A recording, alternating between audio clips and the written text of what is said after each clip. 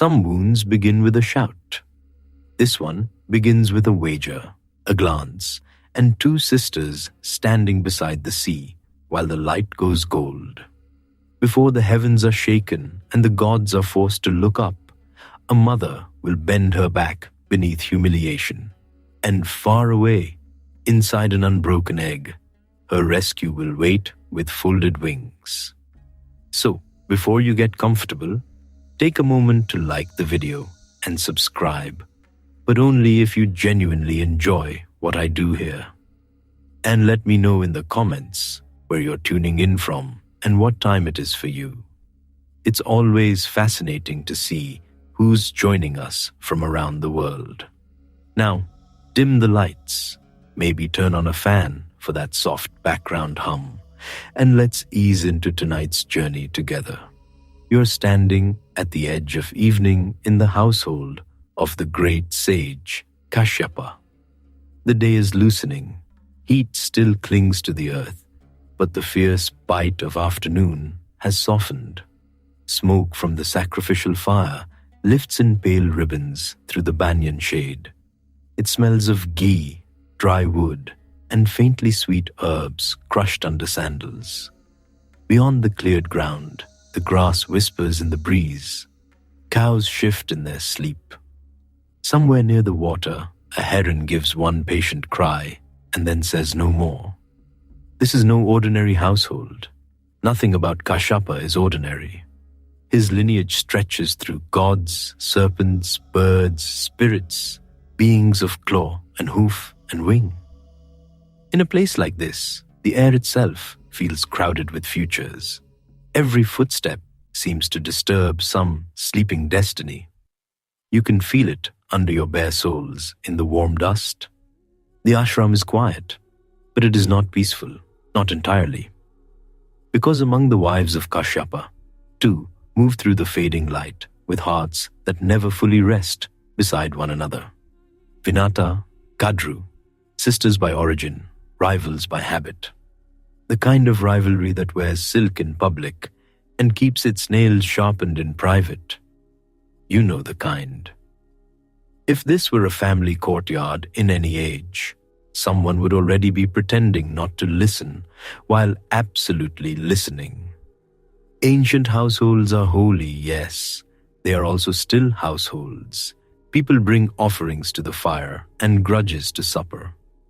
Vinata moves with grace, but there is strain in it. Kadru smiles often, and somehow that makes everyone more alert. Gold glints at wrists and ears. Fine cloth brushes against the packed earth. The smell of jasmine oil follows one of them.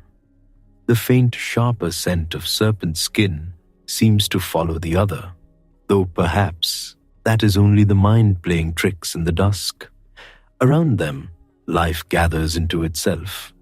The servants finish their tasks and withdraw. Water pots are stacked. The last copper vessels ring softly as they are set down. Fireflies begin testing their lamps in the reeds. In the western sky, the sun lowers into a haze of red dust, and for a moment, the whole world looks as though it has been brushed with sandal paste and flame. You breathe it in. Warm air, wood smoke, river damp, a trace of lotus from some pond you cannot see. And beneath it all, waiting. Because this is the sort of evening from which trouble grows beautifully. Soon there will be a horse seen at the shore, bright as churned moonlight. Soon there will be a boast, a challenge, a simple wager made too quickly. Soon pride will reach for victory and grab a chain instead. Freedom can vanish that fast. One careless afternoon, one promise spoken aloud, then years of dust. But not yet. For now, you stand where the light thins and the first stars hesitate overhead. Kashyapa's presence lies over the grounds like an old mantra, steady, vast, a sage who has seen worlds fill and empty again. Yet, even in a house guarded by wisdom, envy can slip in as quietly as dusk.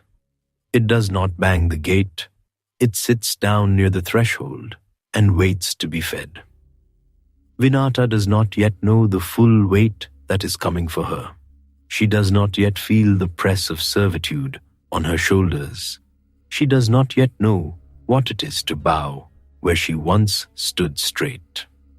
But the wound is already on its way, crossing the darkening world with soft feet.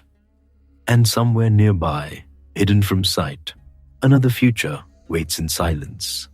An egg, still, pale, enormous. You pass the sheltered place where it rests, and the air changes. The shell catches the last light of evening and holds it strangely, as if dawn were trapped inside and had not been informed of the hour. It lies among soft coverings, guarded and watched, yet there is something unsettling in its calm. Too much power held too tightly, too much sky packed into one closed curve. This is no ordinary egg either. Of course it is not. In this house, even patience grows on a cosmic scale. One egg has already known sorrow, broken too soon, opened by restless love before its time.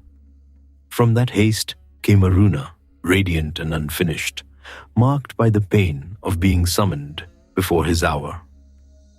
That memory still hangs around Vinata like the last note of a bell. A mother can wait badly when she has waited too long. Anyone who has ever stared at a closed door and wished it would open faster knows the feeling. Though in most homes, opening the door too early does not produce a blazing child who goes on to drive the sun. Expectations are modest elsewhere. This second egg remains unbroken. It waits through mornings, through moons, through muttered prayers and private worries. It waits while Kadru's fortunes gather and Vinata's heart grows tight. It waits while destinies knot themselves together like roots underground. And inside it, curled in heat and silence, is Garuda. Not yet the great winged one whose shadow will sweep across heaven. Not yet the terror of serpents. Not yet the being before whom gods will lift their weapons and discover they are late.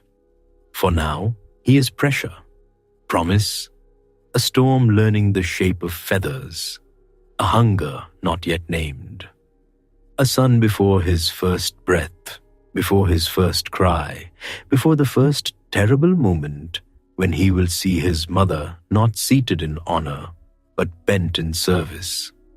That is the wound at the center of this night. Not heaven's fear, not the stolen nectar waiting far ahead, not even the clash with the gods. It is a son opening his eyes and finding that the one who bore him has been made to bow. The ashram darkens, crickets begin their thin music, the sacred fire settles lower, its embers pulsing red beneath ash. Someone passes carrying a lamp, and the flame leans in the breeze, silk rustles. A night bird turns once in the branches above you. Far off, the sea keeps breathing in and out, as though it already knows it will soon be asked to witness something fateful. You linger there, between smoke and starlight, between the two wives, between the unspoken insult and the oath it has not yet summoned, between the bent head that is coming and the wings that will one day rise to answer it. Tonight, you will walk slowly into that old sorrow. You will stand at the shore when pride makes its wager.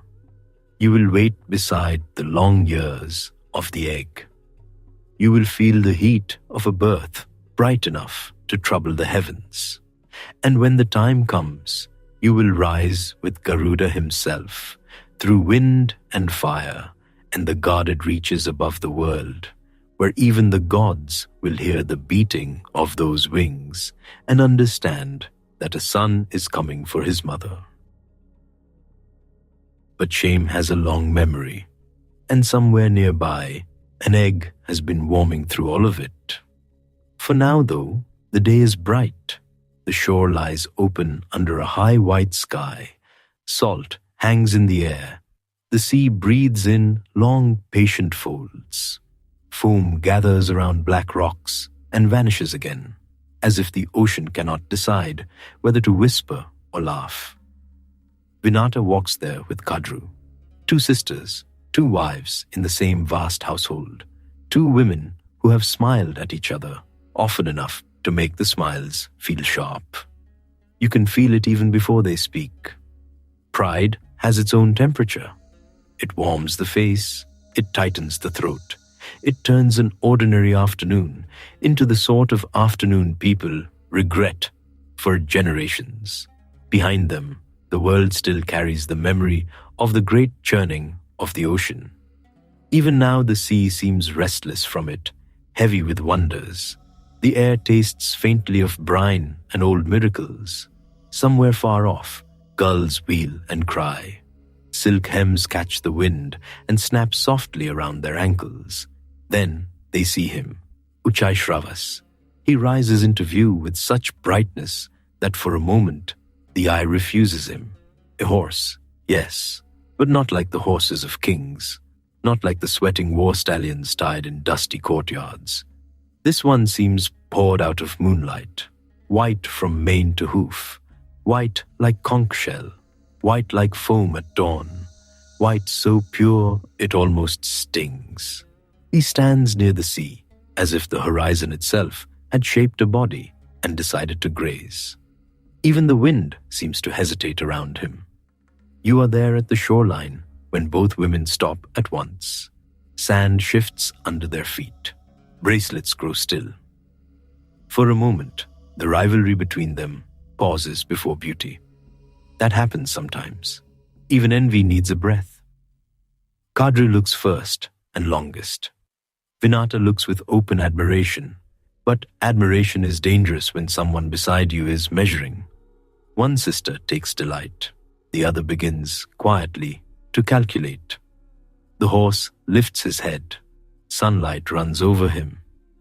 And then, because so many troubles begin with one person insisting on being right about a tiny useless thing, Kadru says the tail is dark, not the body, not the mane, only the tail. Vinata turns to her with that quick laugh people use when they think correction will be easy. She says no. The horse is white, all over, obviously white, entirely white, the kind of white that makes argument feel insulting. Kadru does not yield. She narrows her eyes toward the distant animal and calmly repeats herself. The tail, she says, is black. There it is. The line drawn in sand finer than a hair. A sensible person could have let the sea take it. A wise person could have shrugged and gone home. But sisters who have shared too much and forgiven too little are rarely sensible in the same hour. The wind freshens. It carries the smell of salt, warm kelp, and sun-heated shells. Somewhere, a wave slaps hard against stone. The horse turns, and his mane flashes. Vinata feels laughter rising again, but now it has pride mixed in. She tells Kadru she is mistaken. Not gently, not softly. She says it with the clean confidence of someone who thinks the whole world is on her side. Kadru answers in the same tone. Soon enough, the thing has grown teeth. They swear a wager, simple, terrible, the kind made in one breath and paid for in years. They agree to return and look closely. If Vinata is right, Kadru will become her servant. If Kadru is right, Vinata will serve her. That is all. No armies, no curses, no storms. Only one afternoon, one horse, one sentence too far. It is almost laughable. Imagine it. Queens of a great house, mothers-to-be, women bound to destiny, staking freedom on the color of a tail. Pride can make very clever people foolish in a single afternoon. They part. Vinata goes with the easy confidence of someone already savoring victory. Her step is light. Her mind has moved ahead to tomorrow, to Kadru humbled, Kadru silenced. Kadru finally forced to lower those cool, clever eyes. Kadru goes differently. Her face remains composed, but inside, her thoughts move fast. She knows what she saw, or perhaps she knows what she wants to have seen. At such moments, the difference becomes very slippery. The sea wind lifts her hair. The scent of brine clings to her garments. She walks back to her chambers with purpose hardening in her like resin. Because Kadru is not alone in the world. She is mother to serpents, many sons, so many that a room can feel crowded just from the sound of them arriving. Hoods smooth as polished stone, eyes bright as wet seeds, bodies coiling and uncoiling with that unsettling grace snakes have, as if every joint were made of water. When she summons them, they come. The chambers cool around them. Lamps tremble. Incense burns low and sweet. You can almost smell the mix of oil, dust, and serpent musk, faint but unmistakable. Outside, evening gathers. Inside, whispers begin. Kadru tells her sons what has happened. She tells them about the horse, about the wager, about the price. Then she gives the order. At dawn, they are to go to Uchai Shravas and cling to his tail, covering it so thickly that it appears black from a distance. A hush follows. Some of the serpents are delighted immediately. Trickery suits them as water suits fish. Their tongues flick, their eyes gleam. The plan is simple, elegant, and deliciously petty, which is often the most tempting kind. But not all of them agree. A number of her sons recoil from it. They do not want to twist truth into a knot for the sake of a quarrel. They do not wish to deceive. Even among serpents, there are those who draw back from a crooked path when it opens underfoot. The room grows tense. Kadru does not enjoy resistance. She reminds them what is at stake. She reminds them who she is. Her voice cools. That coolness is worse than shouting. It has the feel of a blade laid flat on skin, still some refuse. You can feel the air tightening around the lamps. A little smoke stings the eyes. The floor is cold under bare feet. Serpent bodies rustle over each other with a dry, unsettling sound, like leaves that do not belong in any wind. Kadru's anger finally shows itself. It does not burst, it settles. She looks upon the sons who will not obey and condemns them to a terrible end in a sacrifice yet to come, a future fire waiting far ahead for disobedient serpents. The curse falls into the room and stays there. After that, the hesitating ones know the matter has gone beyond a family argument. It has become fate. Several bow to her will. Several remain frozen in dread. Several are eager enough for everyone. Night deepens. Outside, the sea keeps rolling in and out under the moon as if none of this concerns it. A jackal calls from the scrubland. Palm leaves hiss in the dark. Somewhere in the house, a servant lowers a tray too quickly and bronze rings against stone. Vinata sleeps, or tries to. Victory seems so near that she can already taste it. There is sweetness in that certainty, and danger too. She turns over the image in her mind again and again. The white horse, radiant and spotless, Kadru forced at last to bow. Perhaps she even imagines how kind she will look while receiving service. People are often very graceful in fantasies where they win. You know that feeling. The way the mind arranges tomorrow into a neat little procession, each person standing exactly where you want them. Meanwhile, Kadru's serpents slip through darkness. They move like spilled ink through grass silvered by moonlight, over dunes, across wet stones, along the edge where sea and shore keep touching and parting. The night smells of salt, reeds, and the faint iron scent of tide pools left behind. At last, they reach the celestial horse. Uchaishrava stands in dreamlike stillness, luminous even in the dark.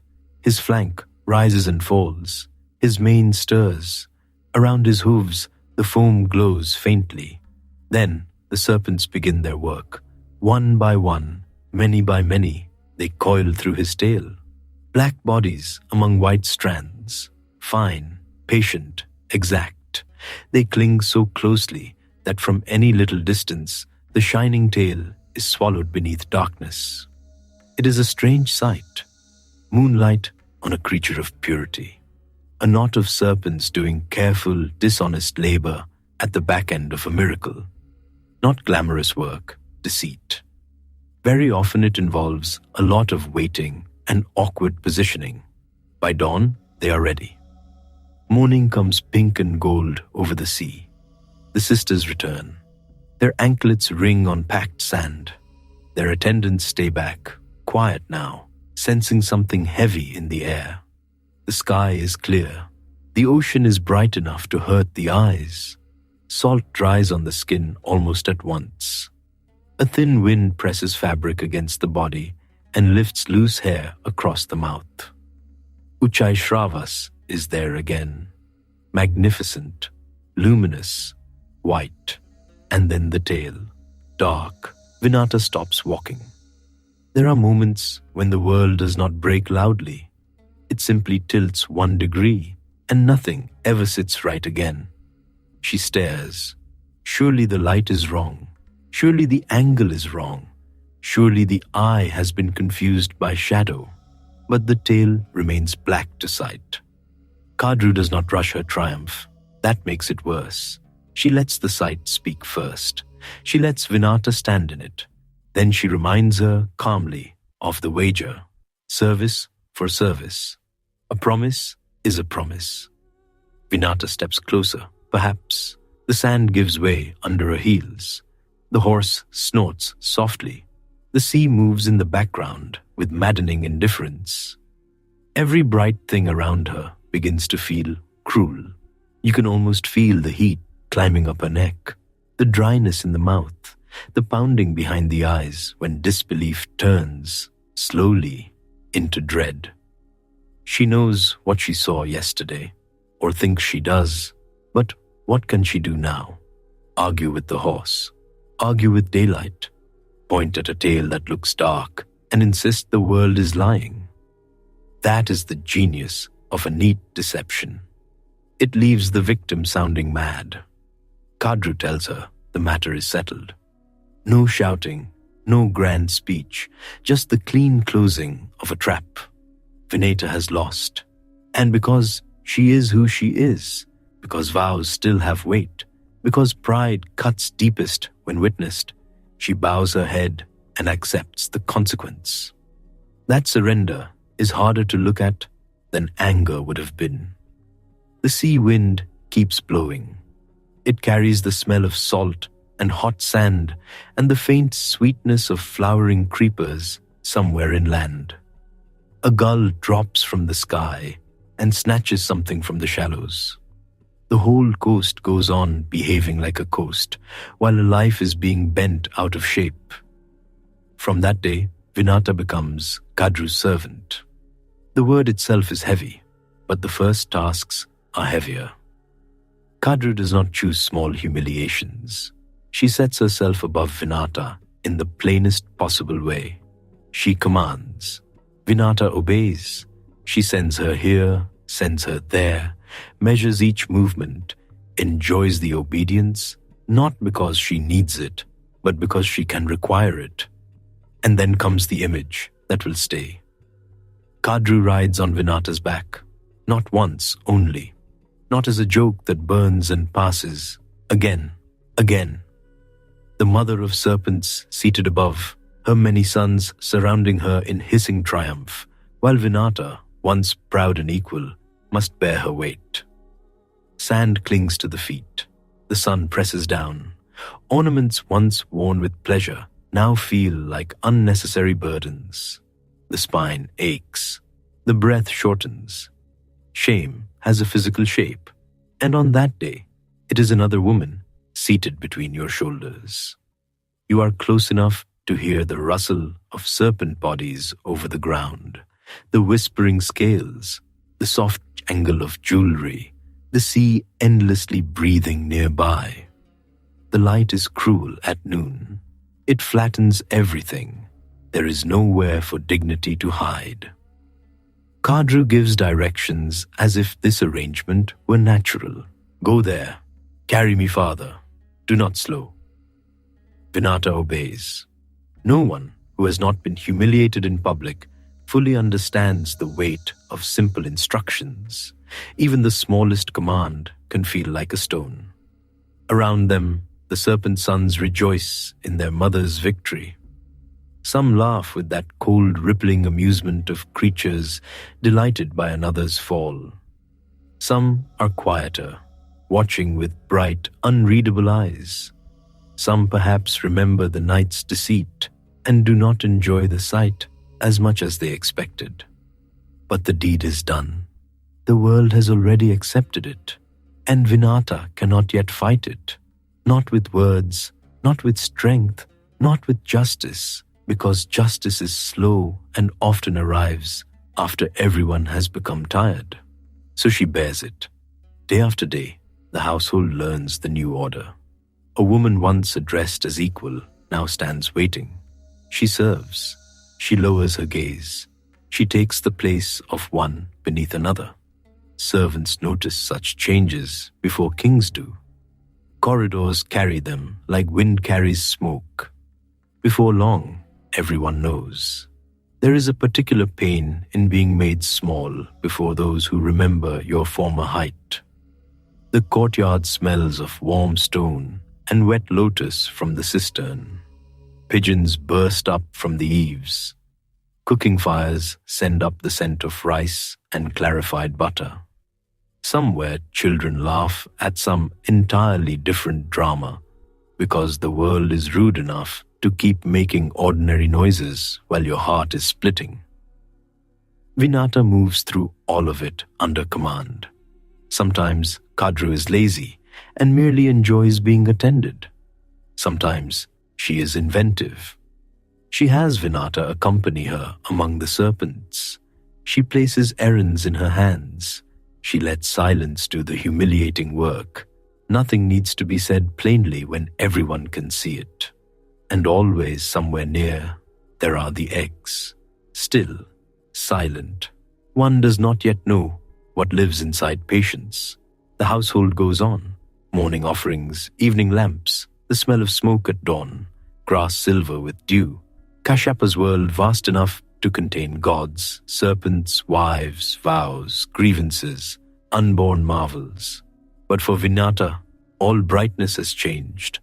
Freedom can vanish without thunder. That is the hard lesson of the shore. Not in battle, not by chains hammered in a king's prison, by a wager, by pride, by a false tale under morning light. Some afternoons ruin an age. And yet, even in bondage, something is growing. While Vinata bends, while Kadru enjoys the sweet poison of triumph, while serpent sons slide in and out of the courtyards and over the threshold stones, one egg keeps its silence, warm, hidden, full of a future no one standing in that salt wind can yet imagine. A sun is coming, not yet. For now, stay with the mother. See her at dusk when the house grows softer and the day's commands finally loosen. She sits alone for a moment, perhaps, hands in her lap, shoulders marked by labor she was never meant to bear. The sky outside turns copper, then purple. Smoke from evening offerings threads the air. Crickets begin their patient music. The sea, farther off, murmurs in darkness. Her pride is not gone, only wounded. Her grief is not loud. It settles deep, and somewhere under that grief, like an ember under ash, there is waiting. Because humiliation has a long life, yes, but so does love.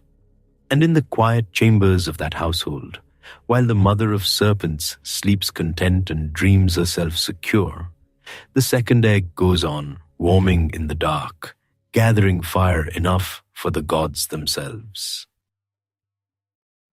But before that great bird shakes the heavens, there is waiting, long, slow, aching waiting.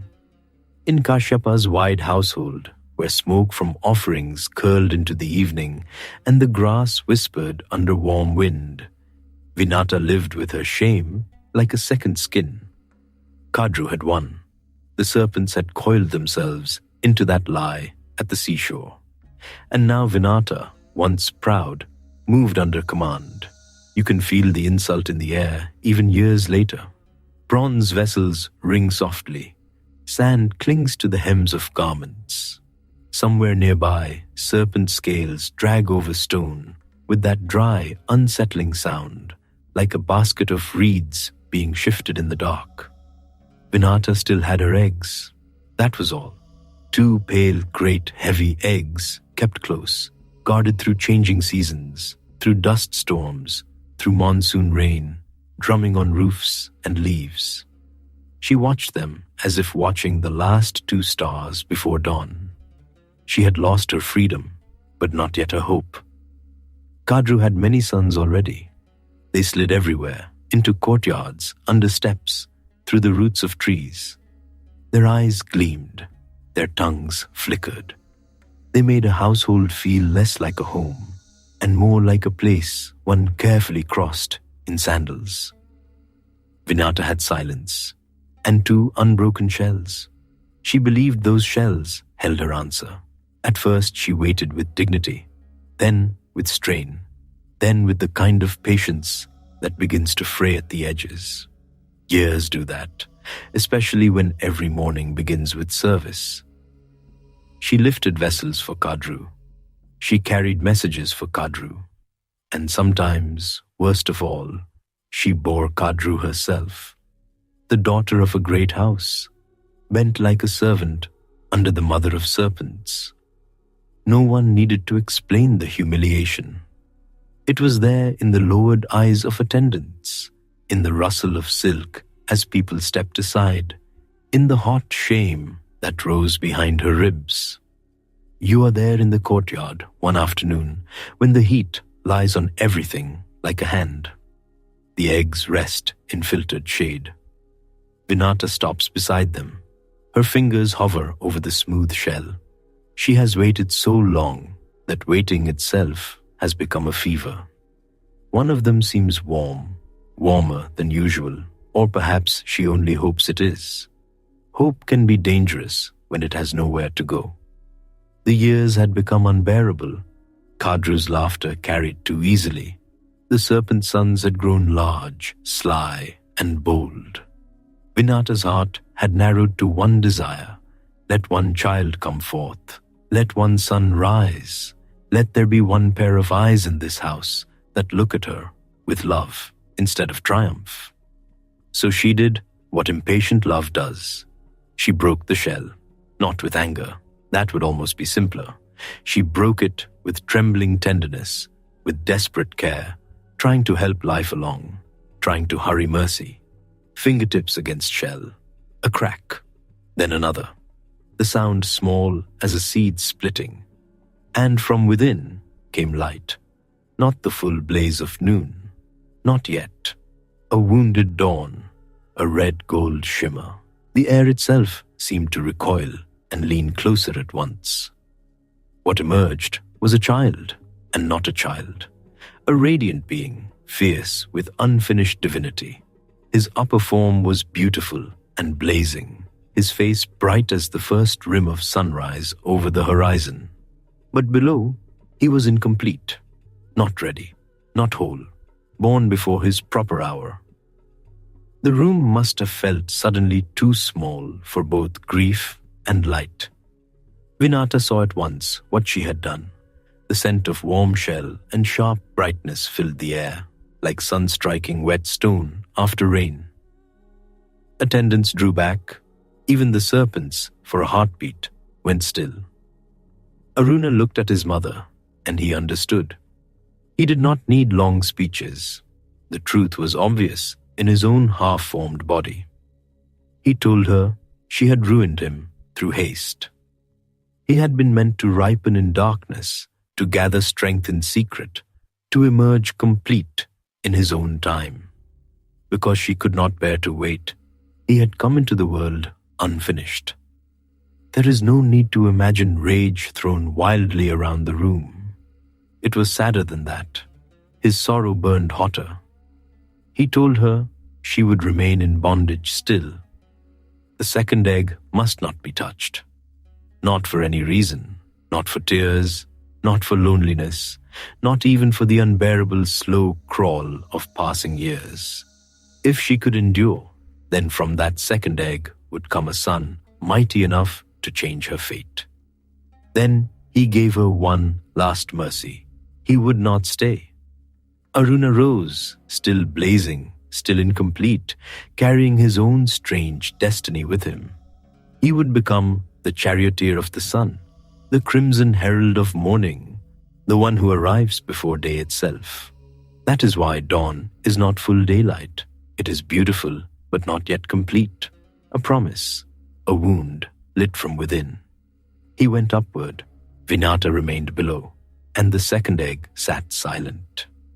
The household returned, in its cruel way, to normal. That is one of the hardest things about sorrow. The world does not stop. Rice still had to be washed. Fires still had to be fed. Serpents still wanted this and that. Kadru still expected obedience. The shell of the first egg lay empty. The second became everything. From then on, Vinata guarded it with a patience earned the hard way. No trembling fingers now, no whispered pleas to hurry. She had learned what it costs to pull at time before time is ready. So the years lengthened. Monsoon followed summer. Summer followed winter's mild breath. Dust gathered in the dry months on windowsills and prayer platforms. Then the rains came and rinsed the world clean. Mango blossoms opened and dropped. Young snakes grew sleek and old. The servants changed. Children in the household became adults. Lamps were lit and extinguished 10,000 times. And still, the egg did not break. You feel the slowness of it in your bones. In the early mornings, the air smells of damp earth and cow dung fires. By noon, it is all hot stone, warm ghee, and a faint metallic tang from sun-struck brass. At night, jasmine opens, crickets sing. Somewhere in the dark, a serpent slides through fallen leaves, and Vinata waits. Sometimes, she would sit beside the egg in silence, not touching it, only watching. Sometimes, she would close her eyes and listen, as if perhaps life inside made a sound too soft for ordinary ears. Sometimes she pressed her forehead to the cool floor and prayed without ornament, without poetry, just the plain prayer of a tired heart. Let this son come whole. Her slavery did not soften. Kadru had no reason to be gentle. She rode Vinata when she pleased. She sent her on errands. She enjoyed being served by the sister she had outwitted. The serpent sons learned from their mother. They did not always bite. Sometimes they simply smirked. That was enough. There is a kind of cruelty that never raises its voice. It only makes you carry things. Years passed like that. Then one day, the air changed. No herald announced it. No conch shell blew. The egg itself began to answer some hidden summons, deep and irresistible, like the stirring of earth before rain. A warmth came from it first, then heat. Not the heat of a sun-baked wall. Something living, something immense. It spread through the chamber until the attendants backed away, wiping their brows, blinking hard. The shell no longer looked still. Light moved inside it, pulsing beneath the pale surface, like dawn trapped under ivory. Vinata saw it and did not dare touch. At last, she knew enough. The shell trembled, A crack ran across it with a sound like dry bamboo splitting in a fire. Then another. Then a blaze poured through those seams, sudden and gold-red and white at the center, so fierce that eyes watered instantly. You are in that room now. You throw up a hand. Heat washes over your face. The smell is sharp and clean, like lightning in summer, and resin catching flame together. Curtains leap in the wind before the wings are even visible. The egg burst, and Garuda came forth, not small, not fragile, not blinking and helpless like some nestling asking for crumbs. He arrived like a storm, remembering it was also a sunrise. His body was vast already, feathered in gold, copper, and burning white. His beak shone like polished metal fresh from the forge. His talons curved with terrible ease. His eyes were bright beyond comfort, ancient and newborn at once. Every feather seemed edged with fire. His wings unfolded, and the whole chamber lurched under the force of that first movement. Dust swirled from beams, lamps guttered out. Loose cloth snapped in the gust. Serpents fled into corners.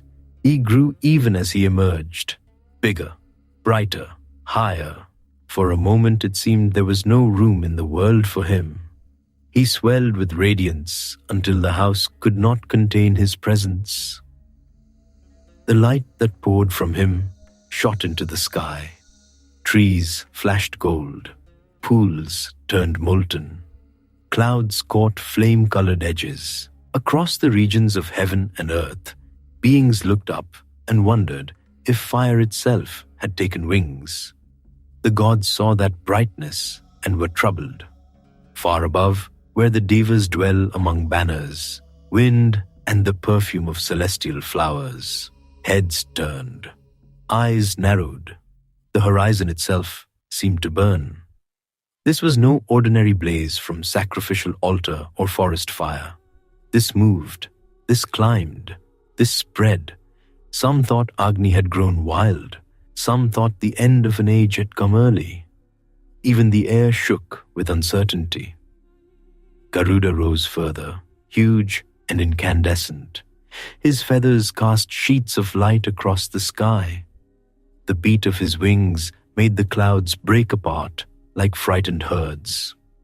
The sound was not merely thunder. It was deeper, fuller, the great breathing pulse of strength long stored in silence and suddenly released. He blazed so fiercely that the worlds mistook him for fire. And because this was no mild misunderstanding, the gods hurried to the Lord of Flame. They praised Agni, tried to soothe him, asked him not to consume everything in one radiant mood. It was a heavenly confusion of the most respectful kind. Imagine complimenting the wrong blazing being because both are simply too bright to look at directly. Agni, to his credit, was not offended. He told them this splendor was not his doing. This was Garuda, son of Vinata, newly born and terrible in might. The gods were to fear him and honor him both. He was no wandering spark. He was a power. Once they knew, their alarm changed shape. Not gone, just more specific. Meanwhile, Garuda, fresh from the egg and shining like the front edge of dawn sharpened into a weapon, began to understand his own body. A wing stretched, wind lashed treetops flat. He drew in breath. Nearby flames bent toward him as if paying respect. He turned his head and saw farther than ordinary creatures ever see. He saw roofs, courtyards, forest lines, rivers gleaming like silver threads. He saw serpent trails in dust. He saw the whole broad spread of Kashyapa's dwelling. And at the center of it, among all that brightness, he saw one thing more clearly than anything else: his mother, bent. That is the moment that matters. Not the fear of gods, not the brilliance, not the first display of impossible size, the first sight. Vinata stood below, her garments plain from service, her posture shaped by obedience. She should never have been forced to learn. There was joy on her face, yes, so much joy it almost broke her. But there was also that old injury, that habit of lowered shoulders, that caution born from command. Garuda looked upon her and knew at once this was wrong. No newborn needed to explain it to him. Some truths enter with the first breath. The chamber still smelled of hot shell and sun-struck dust. Broken fragments lay around him, pale against the floor. A warm wind ran through the doorways and out into the yard. Servants stared. Serpents watched from safer distances, their eyes narrow, tongues tasting the air nervously now. Garuda lowered himself toward Vinata. For all his blazing size, there was care in that movement. He did not crash down. He folded radiance into gentleness as much as he could. Even so, the air trembled. Vinata lifted her face to him. You can almost feel her hands shaking. This was the son she had waited for through humiliation, through grief, through the lesson of Aruna's broken birth. Whole at last, magnificent, alive. If relief has a sound, it might be the breath she took then. She told him what had happened, not in long complaints. Shame rarely arrives dressed in speeches. She told him enough about the wager by the sea, about the horse with the darkened tail, about deception, about bondage, about Kadru, about serving the mother of serpents, about years spent under another woman's command. And Garuda listened. The heat around him changed. Before, it had been the wild brightness of birth, the overflow of life too large for walls.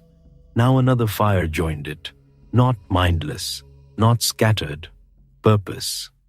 His feathers seemed to sharpen in their glow, his eyes fixed. The son had seen the bowed head of his mother. There are moments when destiny stops being distant and becomes personal. This was one of them. Outside, the day stretched bright and heavy. Bees moved lazily among flowers. Somewhere, a pot boiled over in a kitchen, and someone cursed softly while lifting it from the flame. The world, absurdly, remained full of ordinary details. And in the middle of all that ordinary life stood a being newly born, discovering both love and outrage in the same heartbeat. Garuda was enormous, radiant, and deeply offended. That feeling suited him. But first came wonder.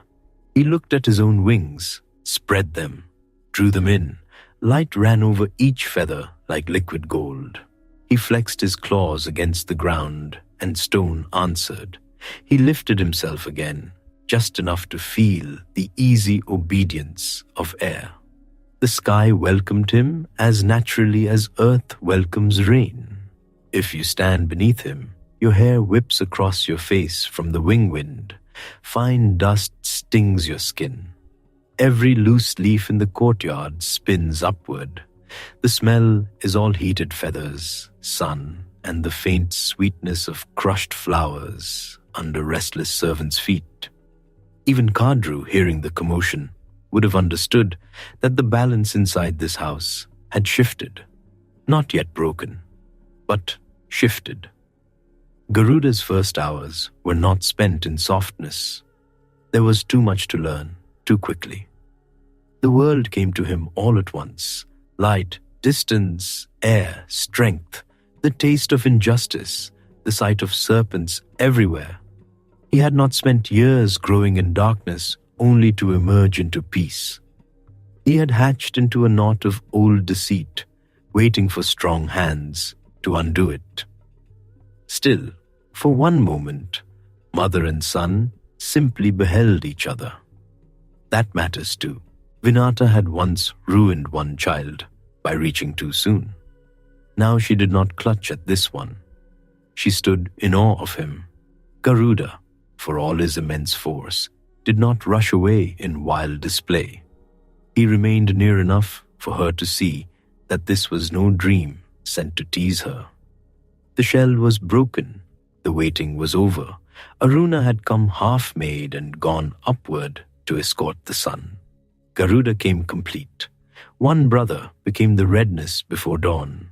The other arrived as dawn itself, made fierce. And above them all, the sky had begun to notice. In heaven, the gods were still uneasy, still watching that new blaze wheel through the upper air. Their garlands stirred in sudden winds. Celestial banners snapped hard on their poles. Even the bright ones do not enjoy surprises this large. But Garuda was not looking at them yet.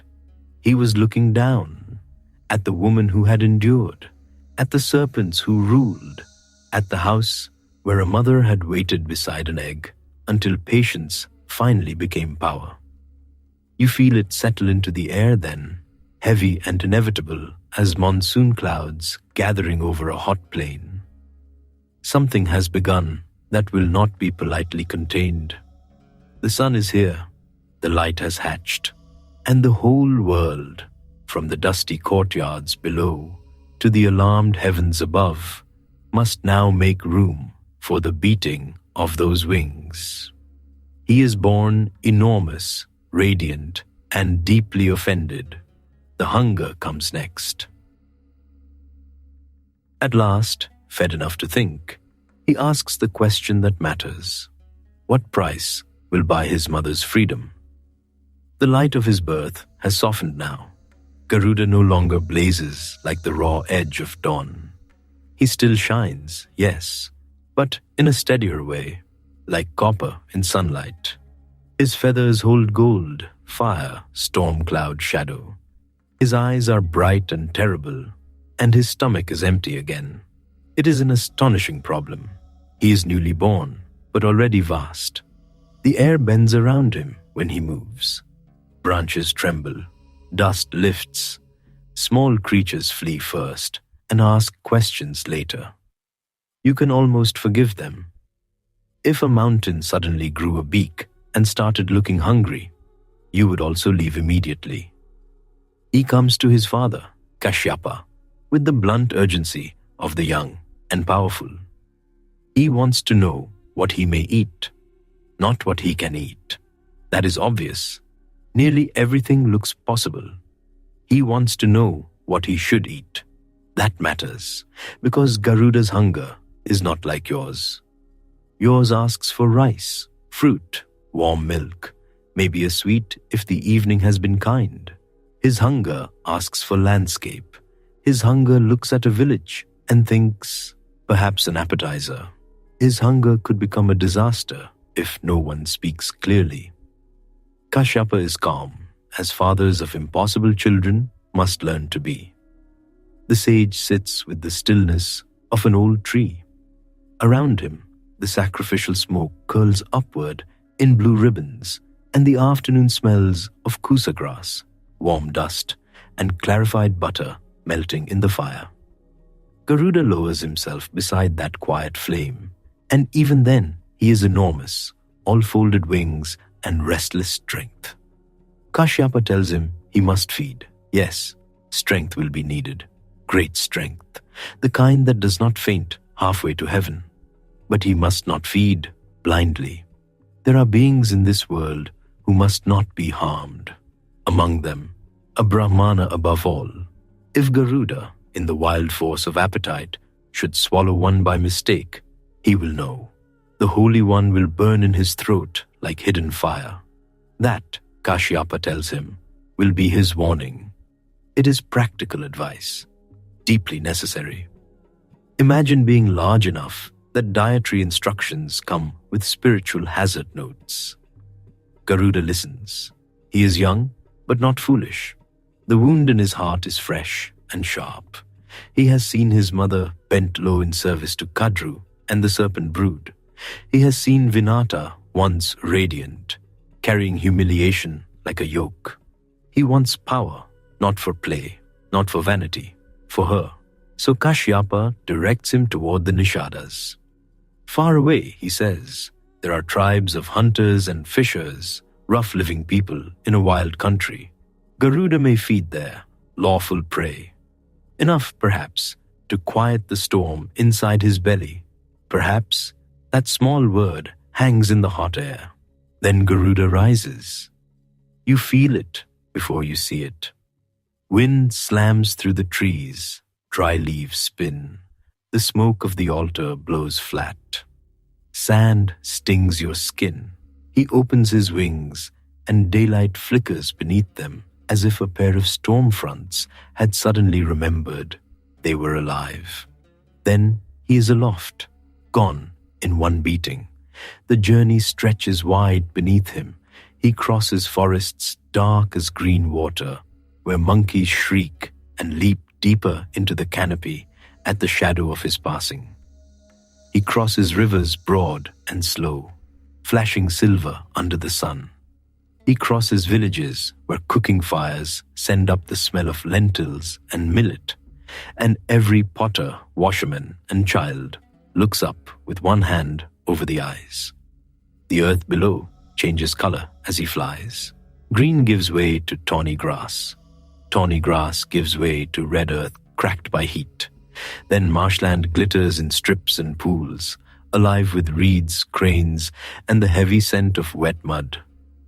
Beyond that comes the wild country of the Nishadas, where the air tastes of fish, wood smoke, sweat, and river salt. Canoes slide through backwaters, nets dry on poles, dogs bark, drums knock faintly from one settlement to another. Then his shadow falls over all of it. Panic is very fast when it needs to be. People run, boats knock together, water birds explode upward in white flurries. Children are snatched indoors, spears are lifted, then lowered again, because one look is enough. What spear do you throw at a beak that could uproot your roof? Sometimes wisdom is simply putting the spear down. Garuda descends. The earth groans beneath him. Dust surges up around his claws.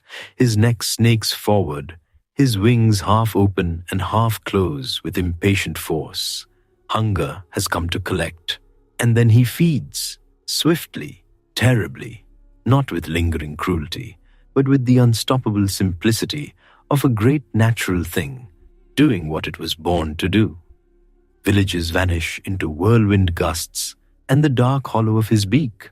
Boats, fishers, hunters, they're shouting, their nets, their small domestic certainties, caught up in one overwhelming motion. It is too much and still not enough. That is the strange part. You stand there in imagination and feel the scale of him. This is not greed. This is mythic appetite, the kind that makes normal measures look embarrassing. A herd, a snack, a village, barely respectful. He is trying sincerely to solve the problem. His stomach remains unconvinced. So he feeds again and again. The marshes empty under his passing. The river winds on, glittering and indifferent. His hunger eases at last, but only a little, as if some great furnace inside him has accepted a handful of sticks and said, "Fine, continue." Then it happens. A heat sparks in his throat, not the ordinary heat of swallowing too fast, not the scratch of bone or grit. This is sudden, sharp, living, a hidden ember where no ember should be. Kashyapa's warning flashes back at once. A Brahmana. Garuda jerks his head upward. His eyes flare. He does not panic exactly, but he comes very close, which for Garuda means the clouds around him begin to move in nervous circles. He coughs once. The hills echo. He coughs again. Somewhere below, 3 deer simply decide, today is not the day, and keep running. Inside his throat, the burning persists, and worse, it is not alone. A small, indignant presence is there, and another clinging tightly to it. Garuda understands with dreadful clarity that along with a great many Nishadas, he has swallowed a Brahmana and the Brahmana's wife. This is the sort of thing that can happen when your mouth is the size of a temple gate. He composes himself as best he can, in midair no less, wings steady, neck arched, beak slightly open. A god-sized bird trying to cough delicately is not a common sight, and perhaps the heavens were wise to make only one of him. He calls inward carefully, asking the holy man to come out at once. The Brahmana, however, is apparently a man of principles. He will not leave without his wife. He tells Garuda, from somewhere inconveniently deep in that vast throat, that he cannot abandon her. She is with him.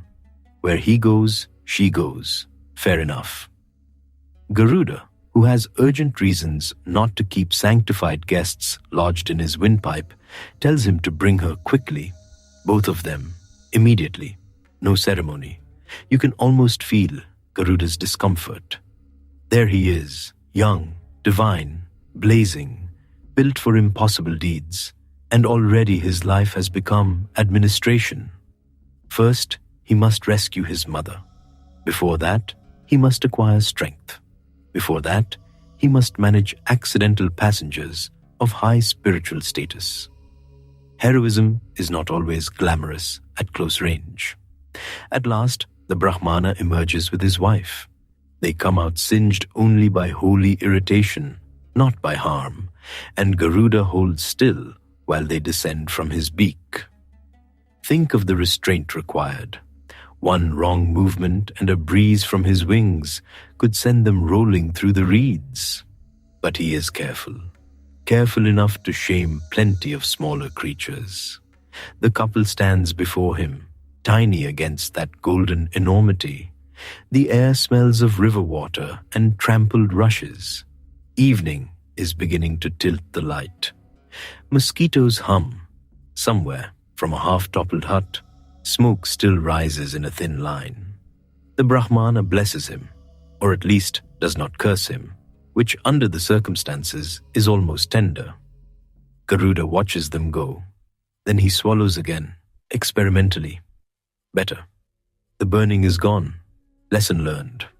When your father says, "You will know a Brahmana by the fire in your throat," believe him. Save time. But the larger problem remains. Even after all this, he is not fully fed. The furnace in him still asks for more.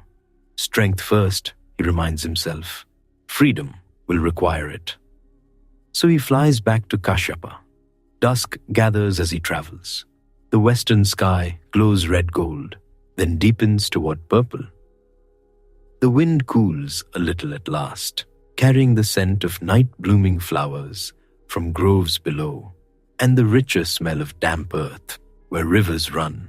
He lands once more near his father, and the ground shivers under the impact.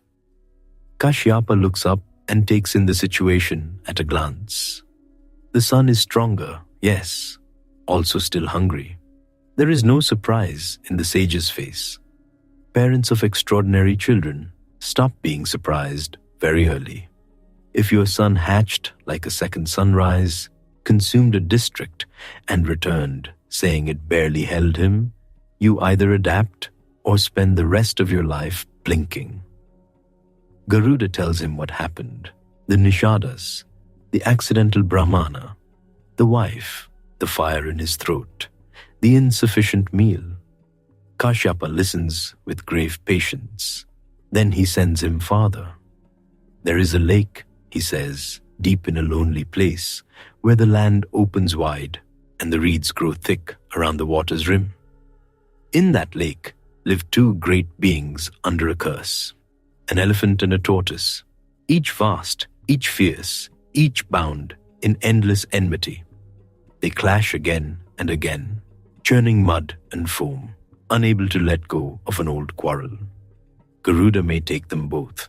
That will feed him. Now the journey turns stranger. Night has not fully fallen yet. The sky is darkening, but one edge still burns.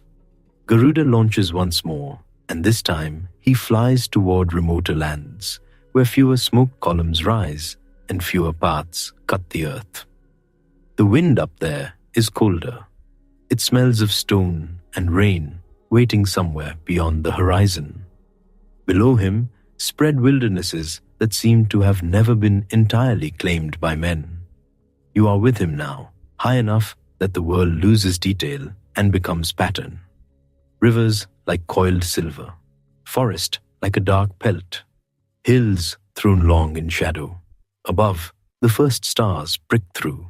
Below, now and then, the glimmer of firelight from hermitages hidden among groves. At last, he finds it. The lake lies vast and black-blue under the evening sky, ringed by trees whose roots drink from dark banks of mud. Frogs call, night birds cry, mist hangs low over the water, and from the center comes noise enough to wake the dead and annoy the living all over again. The elephant and the tortoise are at it. The elephant is huge, tusked, furious, churning the shallows into froth. The tortoise is monstrous too, armored in age and rage, heaving upward from the depths like a moving hill.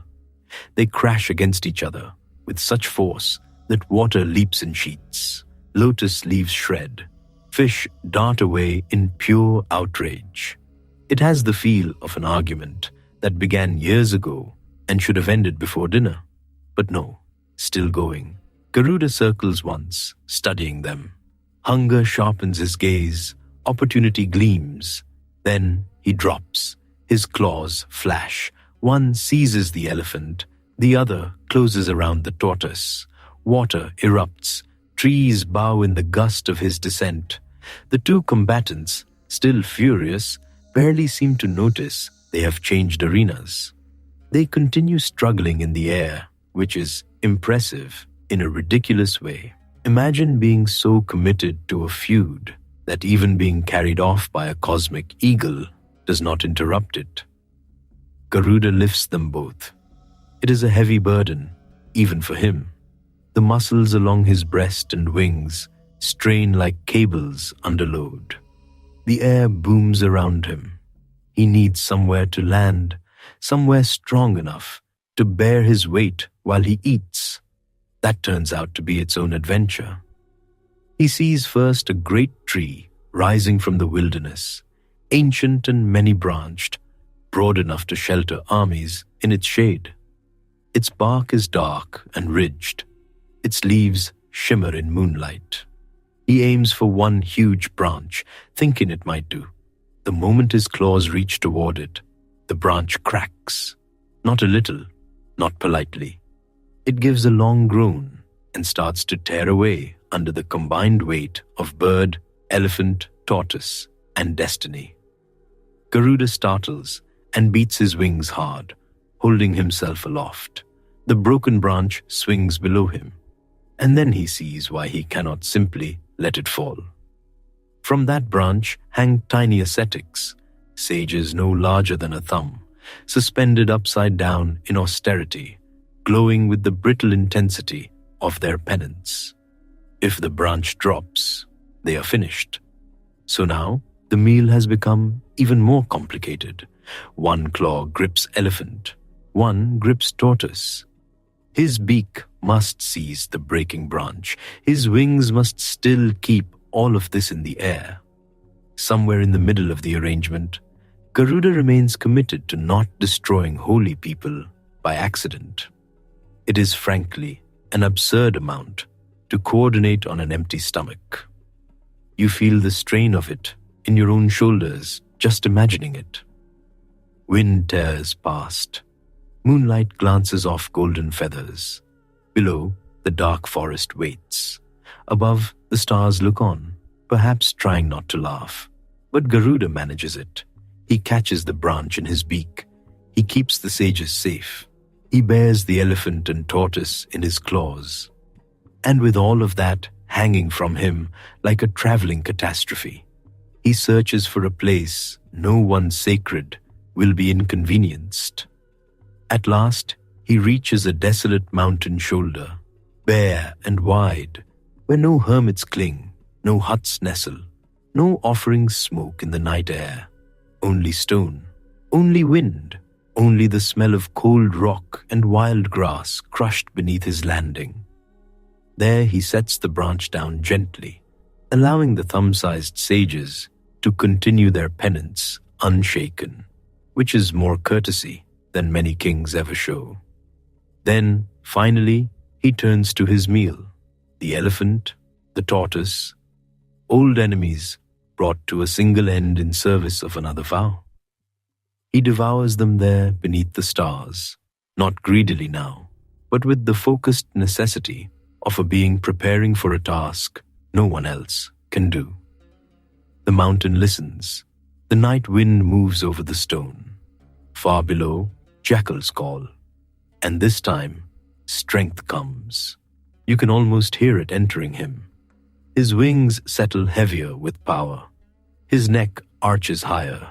His eyes brighten with steadier fire. The hunger does not vanish entirely. Perhaps a being like Garuda will always carry some great interior emptiness, some wind-carved chamber that asks for more. But it is no longer a crisis. It is harnessed. That matters. Because when dawn comes, pale and cool over the edges of the world, he will return to the house of bondage. He will stand before the serpent sons of Kadru. He will ask what ransom they demand for Vinata's freedom, and the answer will be nothing small.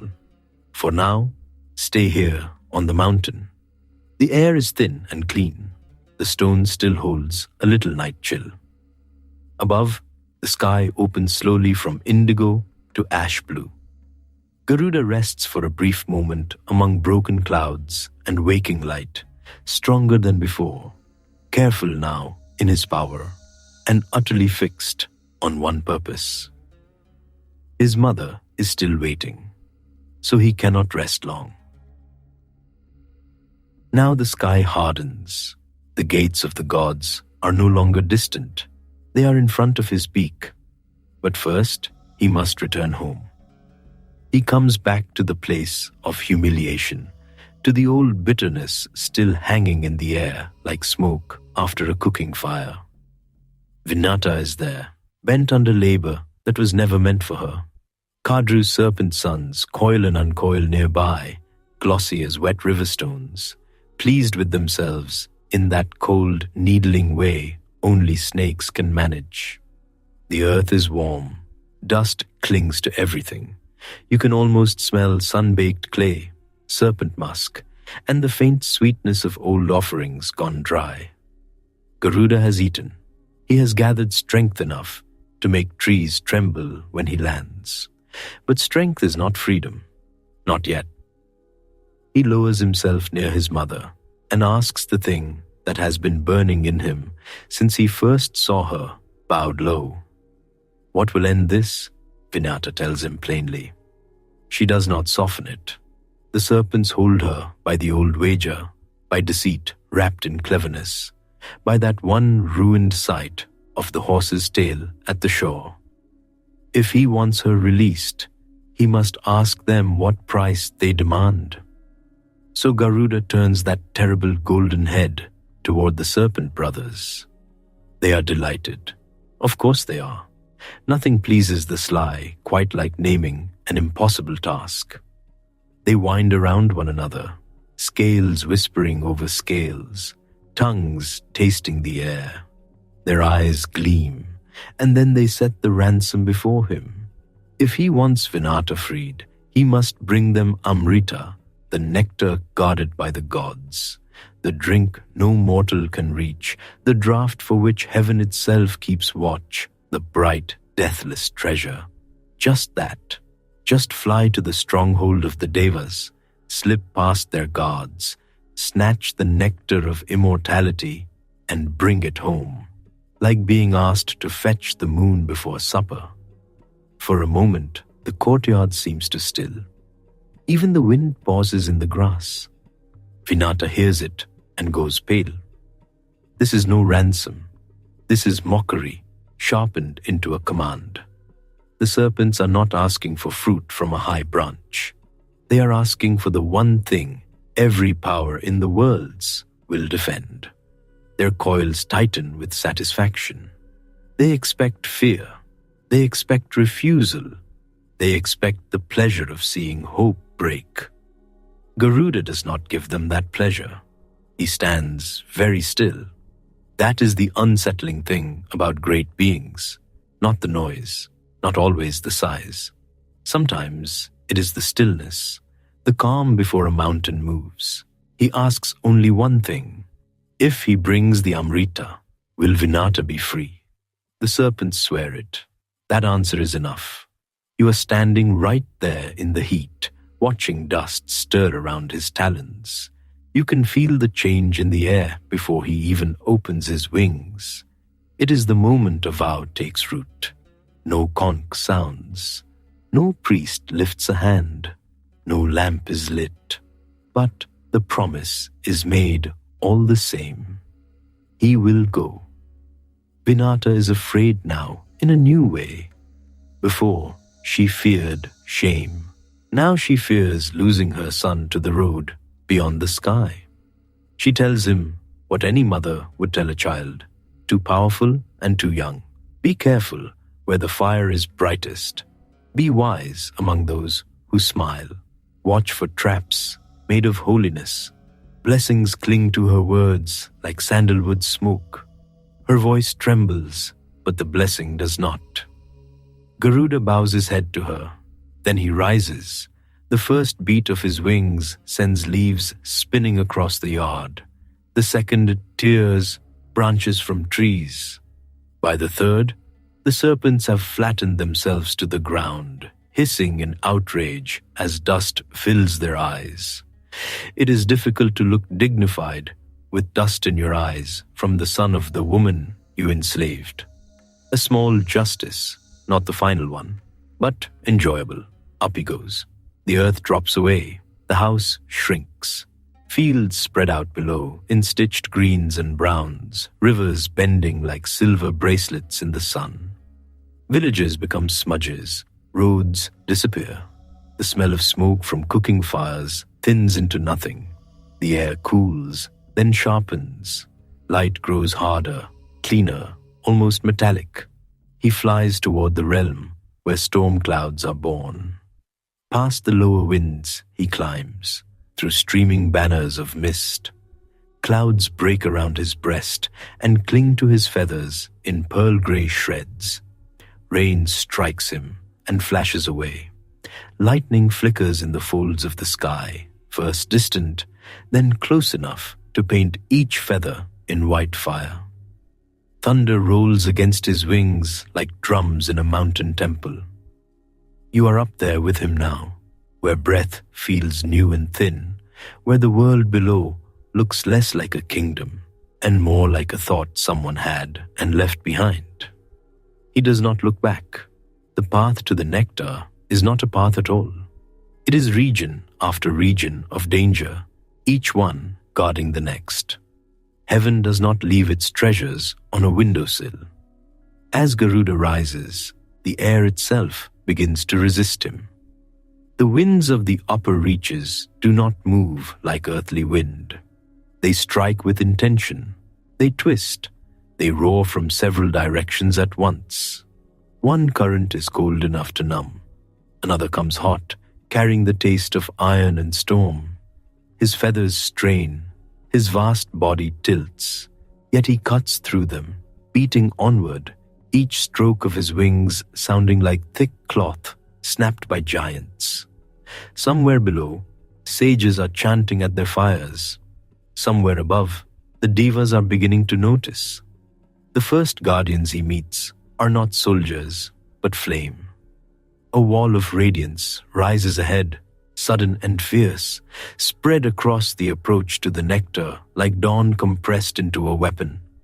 It does not flicker like ordinary fire. It streams upward in tongues of gold and blue, fed by no wood, needing no oil. Its heat reaches him before its edges do. The air shivers. Even clouds shrink from it.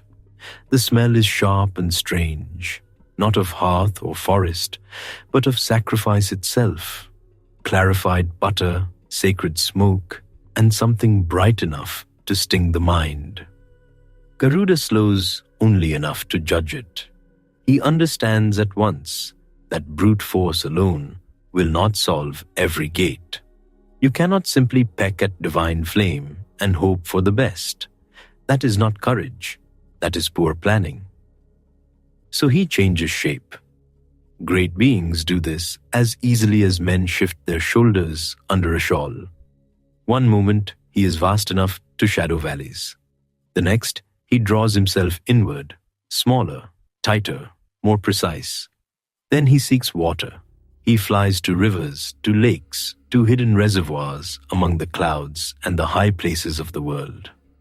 He gathers water again and again, carrying it in 100 mouths, 1,000 forms of himself, pouring it over the blaze until steam bursts upward in blinding columns.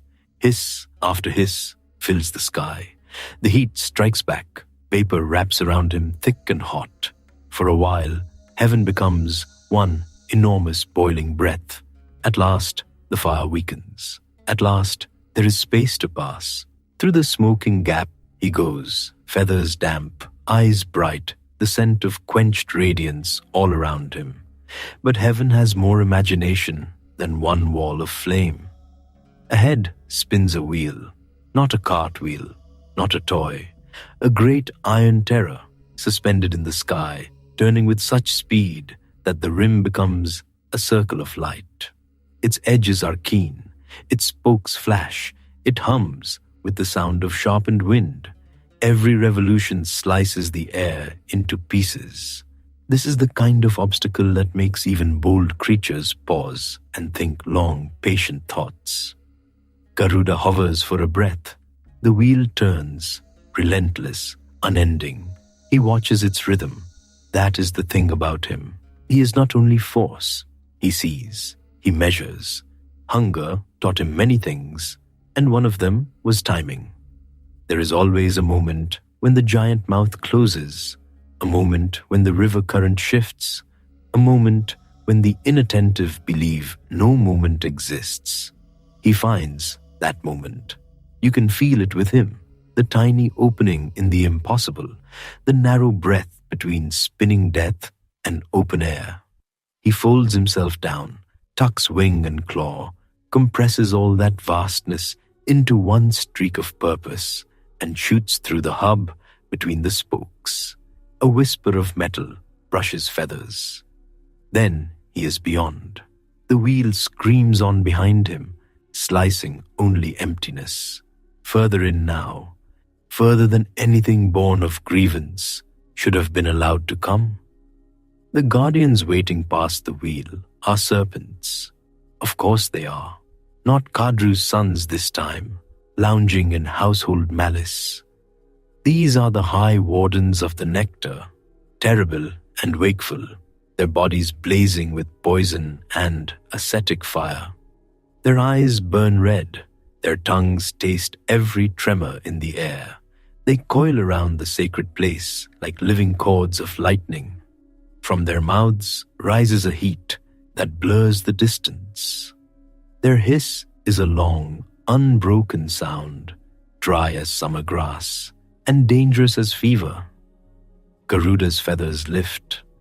This is old enmity now, older than the yard below, older even than his vow. Eagle and serpent, sky and coil, wing and fang. But this moment is not about hatred. It is about passage. The serpent guardians strike. They come fast, all arcs and flashing scales, wreathing the air in venomous brightness. Garuda beats his wings once, twice, and the storm he makes is monstrous. Dust from distant worlds, ash from sacrificial fires, pollen from forests below, all of it caught in the sweep of those pinions and hurled forward in a blinding cloud. The guardians lose sight of him for one precious instant. Their eyes sting. Their coils break formation. That instant is enough. He dives, claws extended, beak fierce, wings tucked for speed. He falls through their broken line like a golden thunderbolt. They lash at him. Their poison spatters harmlessly wide. Their bodies whip around, trying to encircle him, but he is already among them, striking, scattering, forcing openings where there were none. The sky rings with the sound of scales struck aside and coils flung loose. One by one, they are overcome, driven back, left reeling in the sacred dust before the treasure they failed to keep. The way opens, and there it is, the Amrita. The vessel shines with a light that is almost soft after everything around it. Not soft like weakness, soft like moonlight on a river, like clarified butter in a silver bowl before a rite begins, like something so precious it does not need to shout. It is beautiful in the terrible way forbidden things often are. Gold gleams, radiance pools around its curves. The air nearby is cool, calm, almost tender. After fire and blade and poison, that quiet is the strangest thing of all. Garuda lands before it. You are there in that stillness with him, hearing only the slowing beat of his wings and the far-off murmur of heaven stirred awake. The scent is clean and sweet, touched with lotus, touched with rain, touched with something not of earth at all.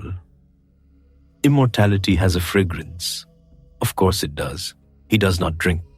This matters. His mother is still waiting below. Her wrists are still bound to service. Her shame has not lifted yet. He has not crossed all this distance to gorge on the gods' hidden sweetness like some glutton with a stolen sweetmeat. The Amrita is ransom, not temptation. He seizes the pot. The metal is cool. The light brightens. And in that same heartbeat, heaven erupts. Conches sound, bells clash, chanting breaks off mid-syllable. Wind rushes through high courtyards. Standard bearers turn. The devas have seen him now, not as rumor, not as a flicker in the upper sky, as fact. The thief is leaving with their treasure. Garuda launches upward, vessel clasped tight, and the whole vault of heaven seems to move around him. Clouds split. White banners snap in sudden gusts. From distant terraces come the gleam of armor and the flare of divine weapons lifted into readiness. The air tastes electric. Ozone, incense, hot metal, storm water. Every breath feels like drinking from a thundercloud. But something has changed in him. Strangely, this is the calmest part. The decision is over. The vow has already chosen its road. There is no debating now, no measuring of risk, no peering backward at safer days. Once a son has taken immortality in his claws for the sake of his mother, ordinary hesitation becomes a luxury for smaller creatures. He flies with a silence inside him deeper than all the noise. Below him, the regions of heaven drop away in terraces of light. Above him, storm gathers. Around him, the first defenders are coming. He does not hurry in panic. He does not flee like a guilty thing. He ascends through lightning as if he belongs there. You can see him against the darkening brilliance, gold feathers edged in white fire, eyes bright as noon, wings stretching wider than cloud banks. Chants are torn apart by his passage. Sacred garlands whirl loose in his wake. Priests at celestial altars clutch their robes as the wind of him blows through. Lamps gutter, then recover. The very sky has been disturbed by filial devotion, and that is not something heaven sees every day. The gods are gathering ahead. He can feel them before he reaches them.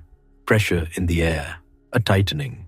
The charged stillness before monsoon rain breaks.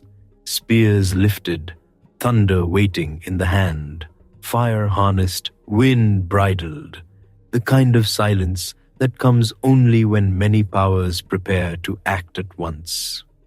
Garuda keeps climbing. The vessel of Amrita shines against his breast. His feathers flash under lightning. No turning back now.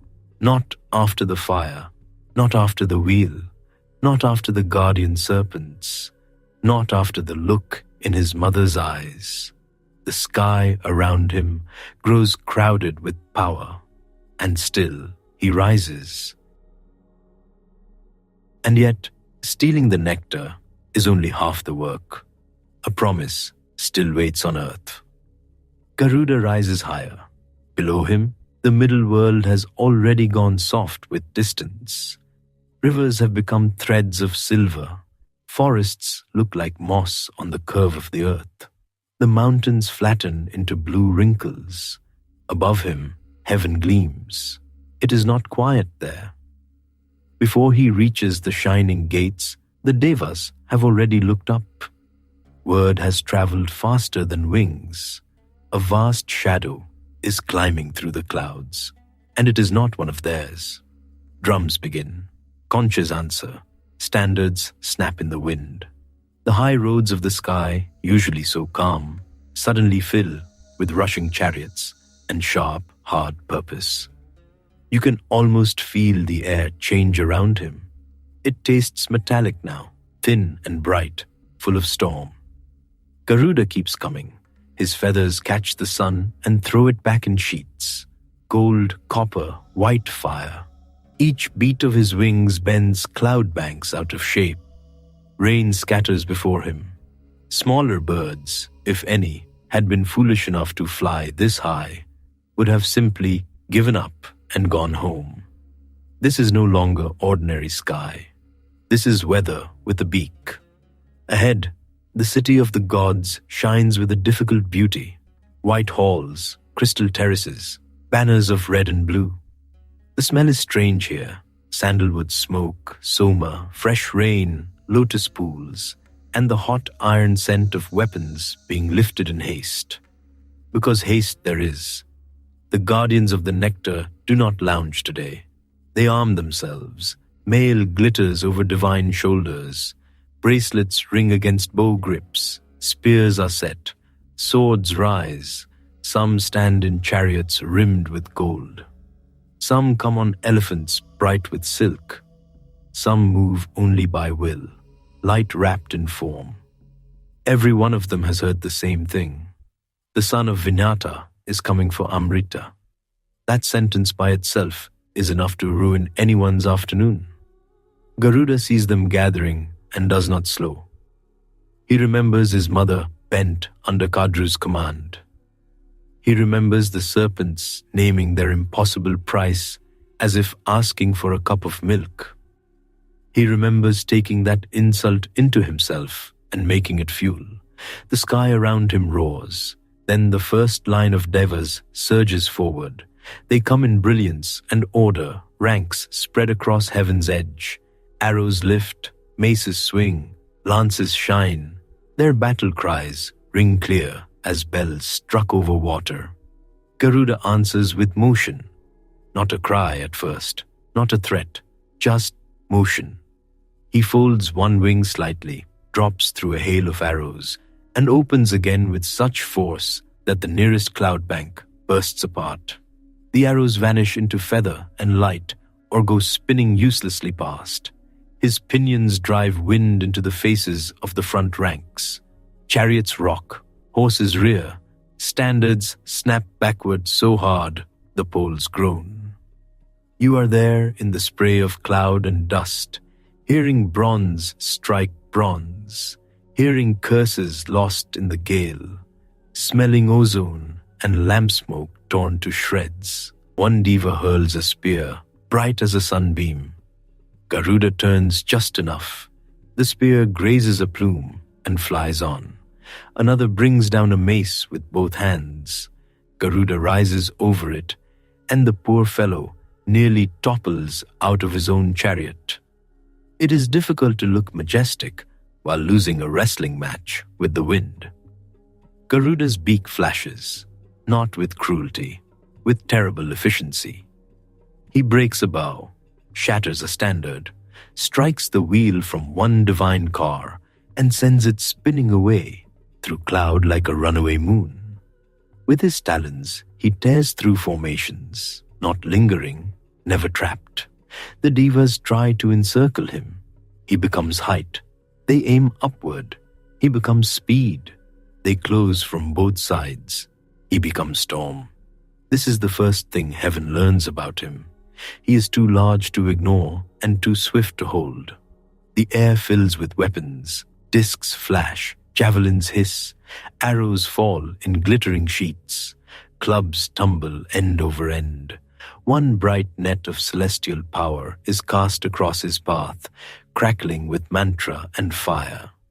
Garuda slams his wings once, and the net lifts, twists, and flies back on the wind to wrap itself around 3 surprised guardians who had not expected their own workmanship to return so quickly. For a moment, even in the middle of heaven's alarm, there is something almost absurd about it. Imagine being a god, armed and radiant, and perfectly prepared, and then discovering that the main problem is simply how much bird there is. Garuda rises through them like a mountain deciding to migrate. The Maruts come then, the storm gods, wild and quick. They know wind. They ride gust and thunder as easily as men walk a road. If anyone can stop him with weather, it should be them. But Garuda was born in flame and hunger and open sky. They lash him with torrents. He drives through. They split the clouds into roaring funnels. He cuts across them. Lightning races around him in blue veins. Rain pelts his breast and streams from his feathers.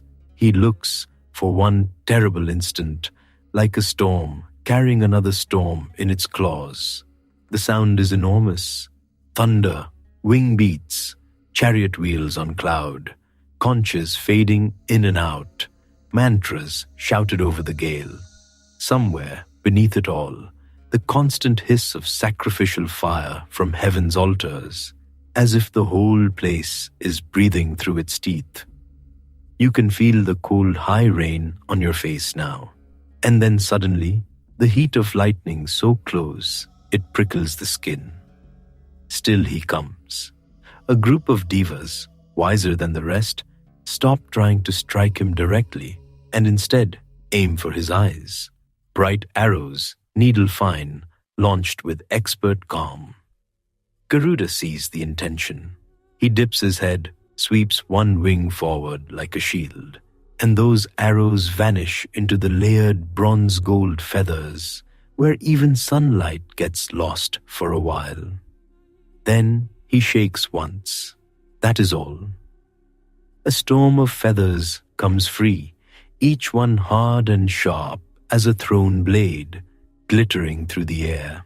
The attackers break formation at once. No one wants to explain later that they were defeated by plumage. Garuda gives his first cry then. It rolls over heaven like a landslide. The sound enters halls, trembles banners, startles the white horses of the gods. In lotus ponds, the water shivers in circles.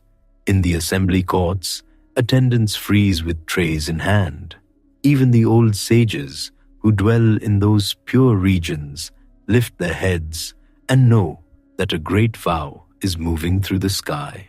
At the center of heaven, guarded by rings of force and brilliance, waits the Nectar. And now the king of the gods rises. Indra comes in his chariot, drawn by tawny horses, his armor bright as noon. Around him gathers a clarity unlike the others. He is not merely armed, he is authority sharpened. The storm itself seems to stand straighter when he arrives. In his hand is the thunderbolt, the Vajra, terrible gift forged from sacrifice, bright enough to hurt the eyes. The sky tightens. Even Garuda feels it. Not fear, exactly. Recognition. At last, someone worthy. Indra does not waste time with long speeches floating between clouds. This is not that sort of meeting. He sees the great bird cleaving through his host. He sees broken formations, scattered weapons, guardians reeling in the wake of those wings. He understands in one hard glance that this intruder is no ordinary taker of prizes. Garuda understands too. They close. Indra's first strike is not the thunderbolt. It is rain, wind, pressure, command. The atmosphere itself answers him. Sheets of water descend. The world goes white for a heartbeat. Thunder breaks in layers. Bolts of lesser lightning fork around Garuda, hemming him in. Garuda tucks his wings and drops, straight down. So fast the rain cannot keep him. He falls through the white fury, then opens one wing, carves sideways, and rises again beneath the storm's belly. He bursts back into clear light, almost under Indra's chariot. The horses scream and lunge. The charioteer leans with all his skill to keep the divine car from overturning. Garuda's beak flashes toward the axle. Indra strikes the beak aside with the shaft of the Vajra. The sound cracks the sky. You hear it in your bones, not your ears. It is like two mountains discovering they disagree. Garuda wheels away. Indra pursues. They climb, dive, cross, and turn above the astonished devas below. Gold and lightning, feather and storm. A wheel of cloud forms beneath them from the force of their passage. Indra lets the Vajra fly. There is no weapon in heaven quite like it. The moment it leaves his hand, the sky seems to empty around it. Every lesser sound draws back. The bolt goes straight, certain, carrying ancient force, carrying the weight of vows and sacrificial power and kingly wrath. It strikes Garuda. Light bursts. For one suspended moment, you see nothing but white. Then the sound follows, deep and splitting. When sight returns, Garuda is still in the sky. He has taken the blow. One great feather, touched by the Vajra, breaks free and tumbles down through heaven, turning in the light.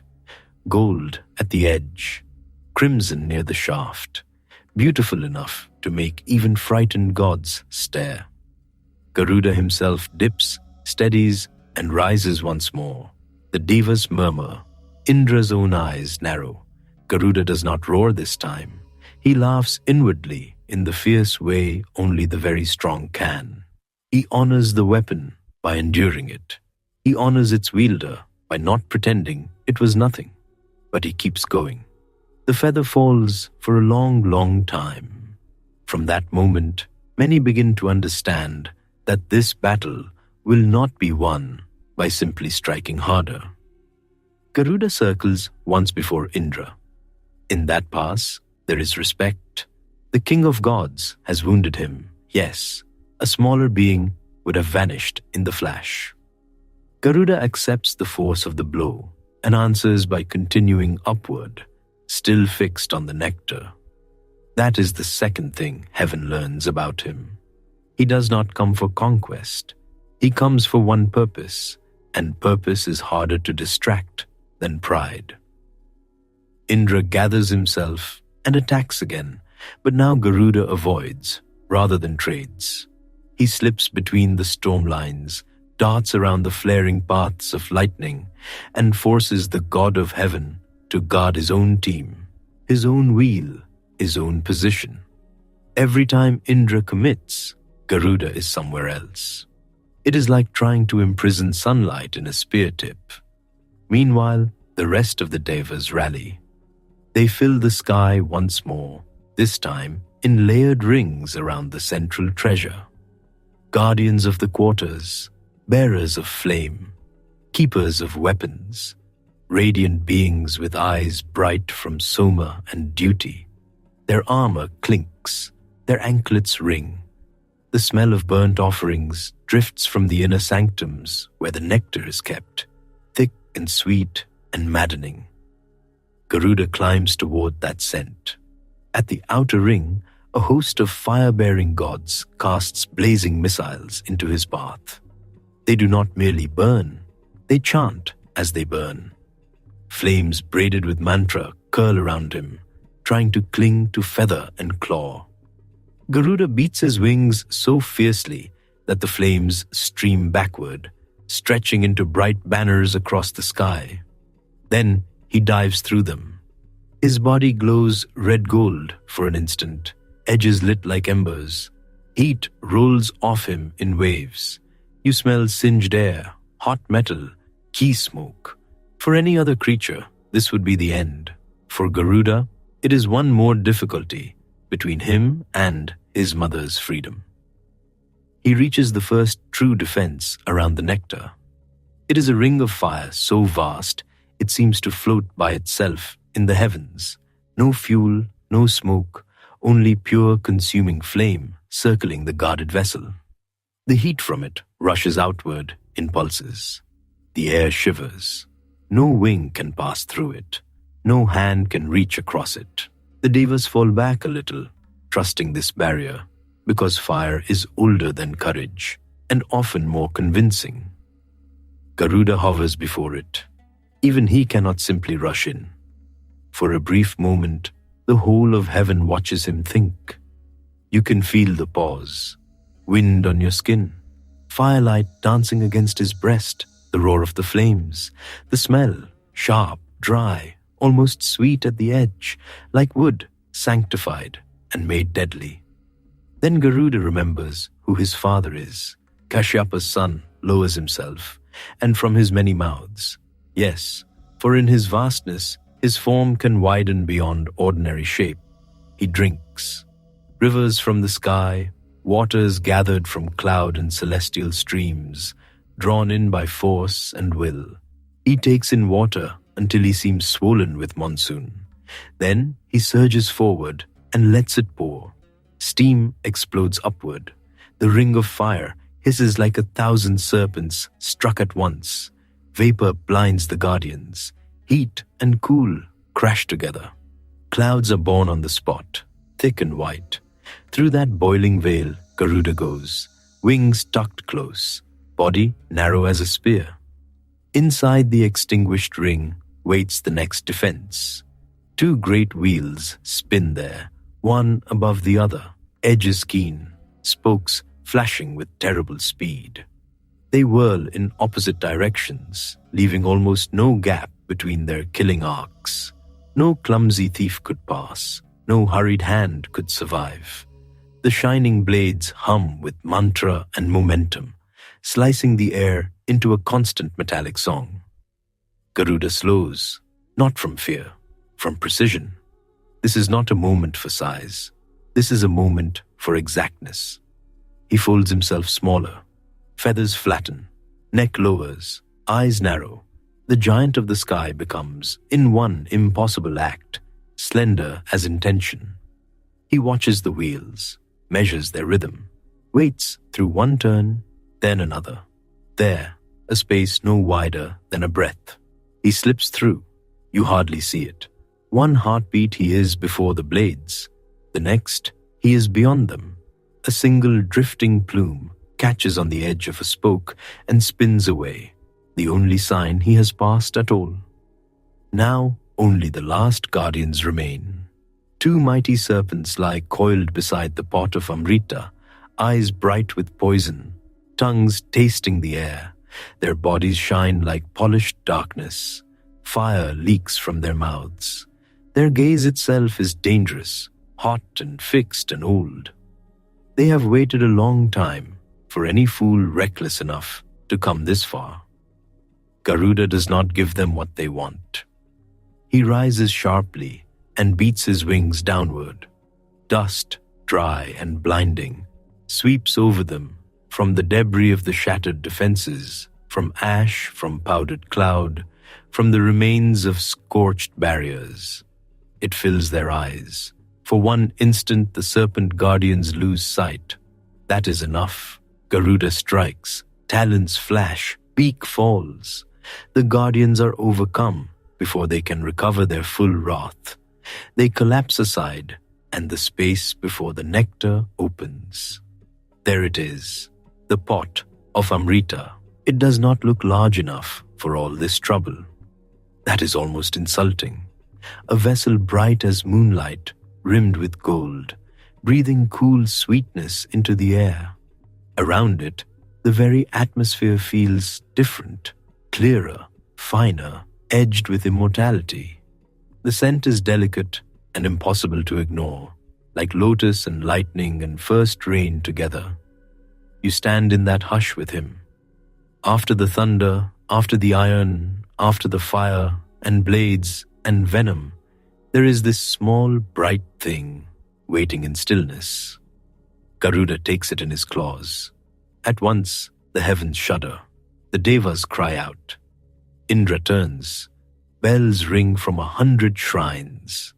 The currents of the sky seem to pull all at once toward the place where the pot has been lifted from its seat. Garuda rises with it, enormous again, victorious and terrible. And then another presence fills the air. Not storm this time. Something deeper. The sky does not darken for him. It steadies. Vishnu appears. He comes with a calm that stops panic in its tracks. Blue as deep water, bright as a sun seen through clear dawn, crowned and bearing the conch, the discus, the mace, the lotus. Around him, the very noise of heaven alters, as if every sound remembers its proper place.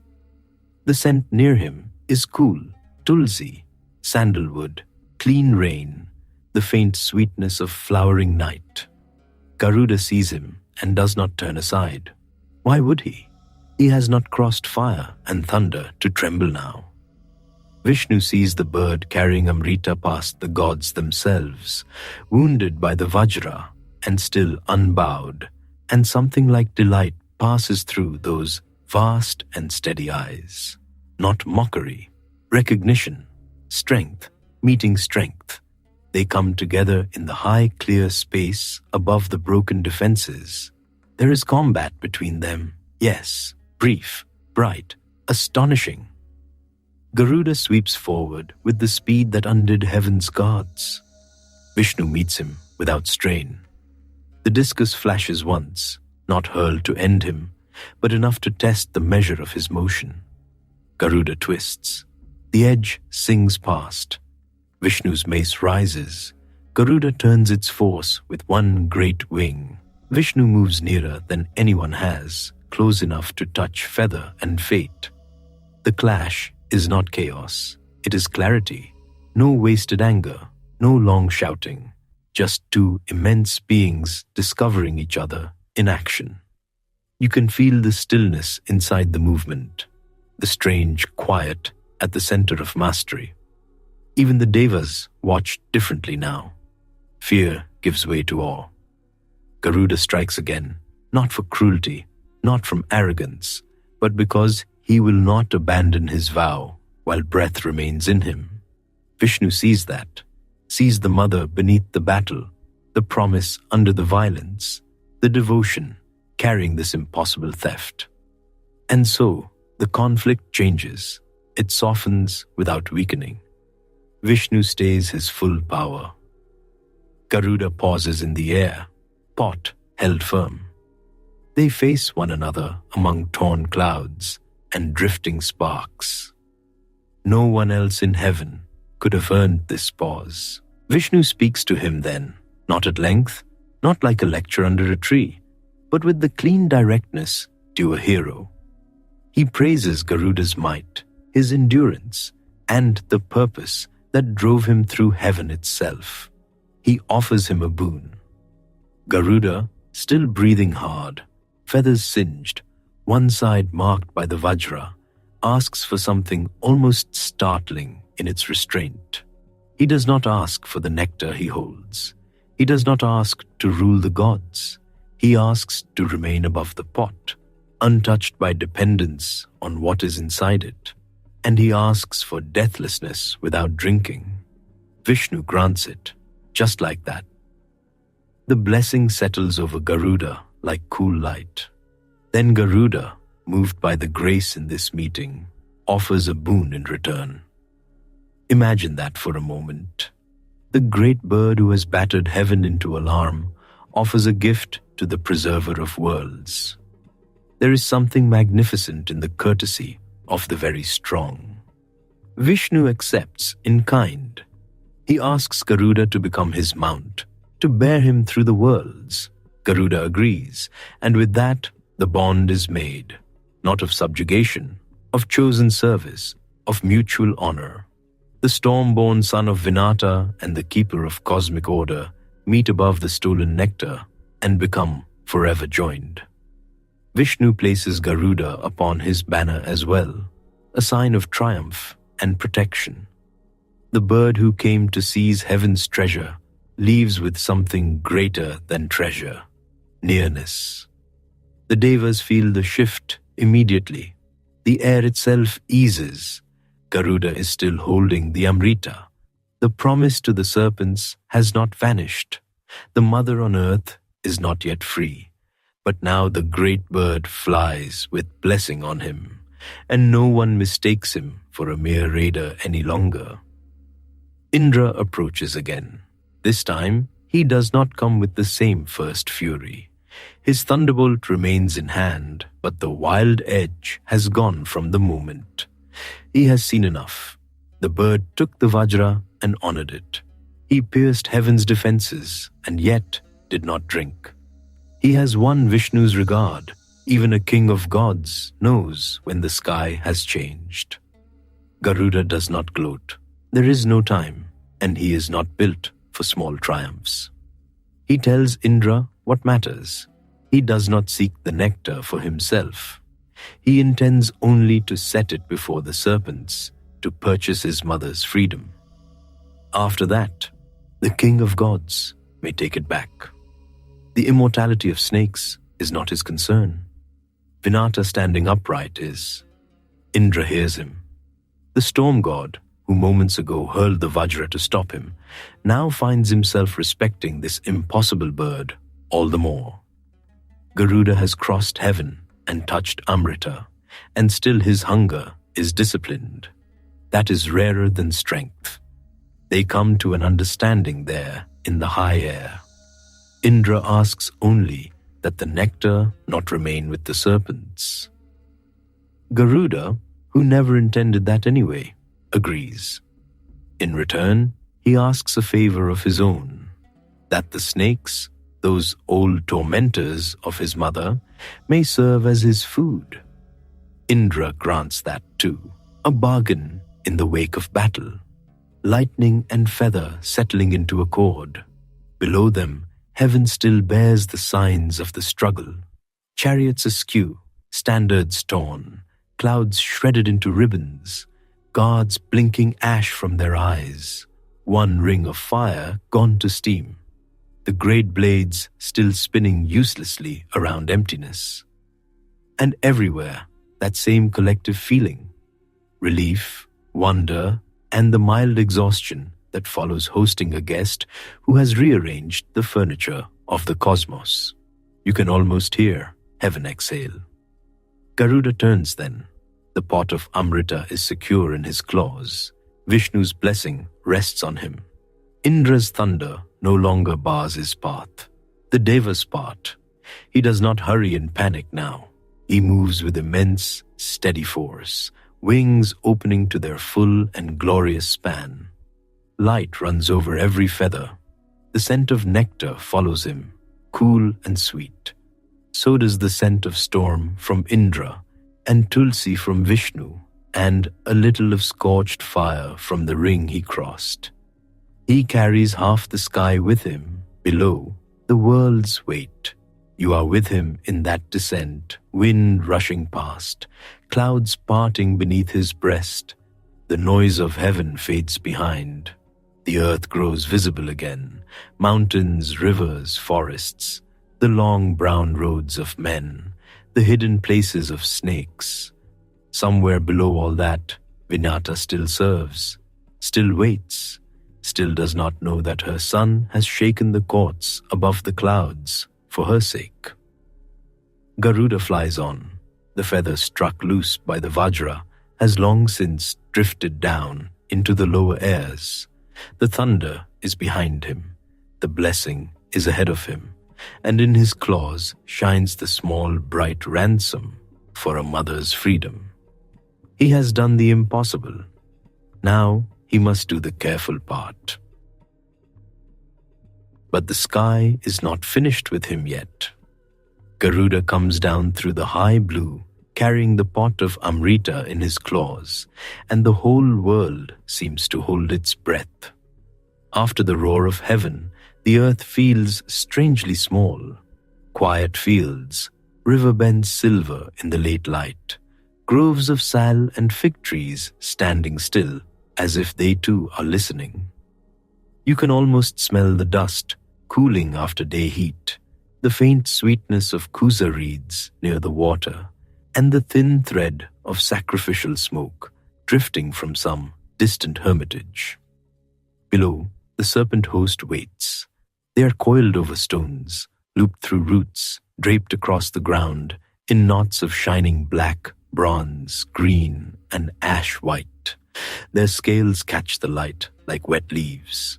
Their tongues taste the air again and again, restless, hungry, proud, and in their midst is Vinata, not bent as low as before, not quite, but still under them, still marked by the long insult of service. The sight of her is enough. Garuda does not need anyone to remind him why he flew into the teeth of heaven.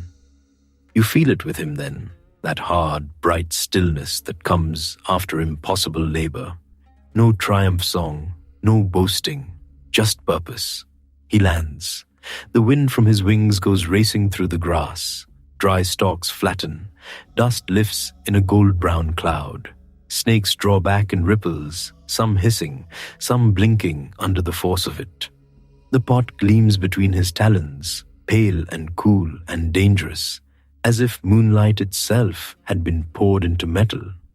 For a moment, no one moves. This is the thing they demanded.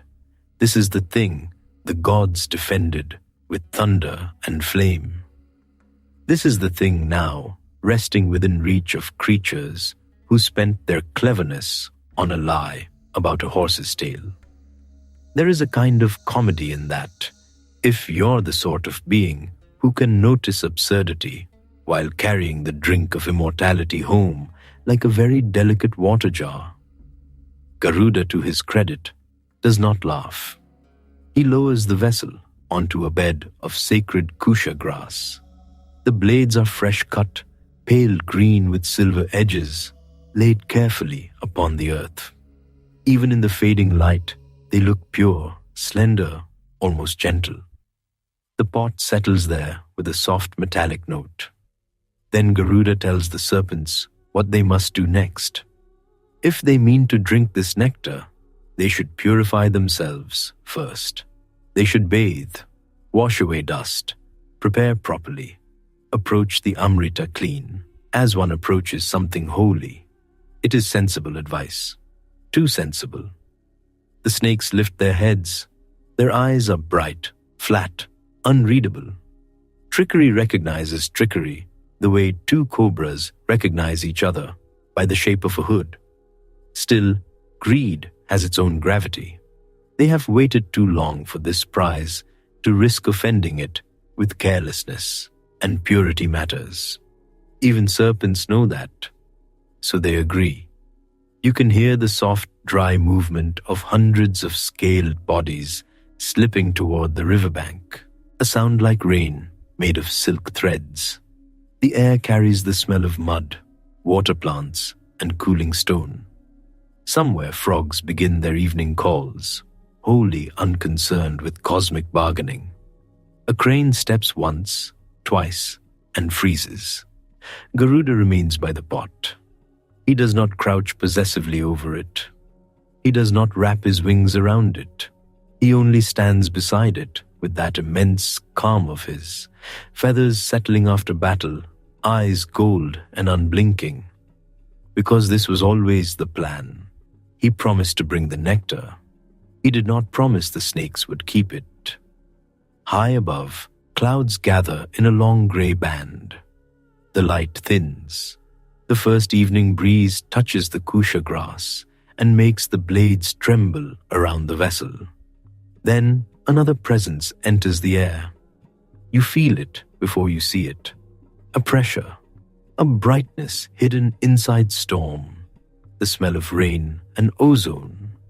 The old king of the gods is coming down from the heavens with all the stealth of a thunderhead, trying to tiptoe.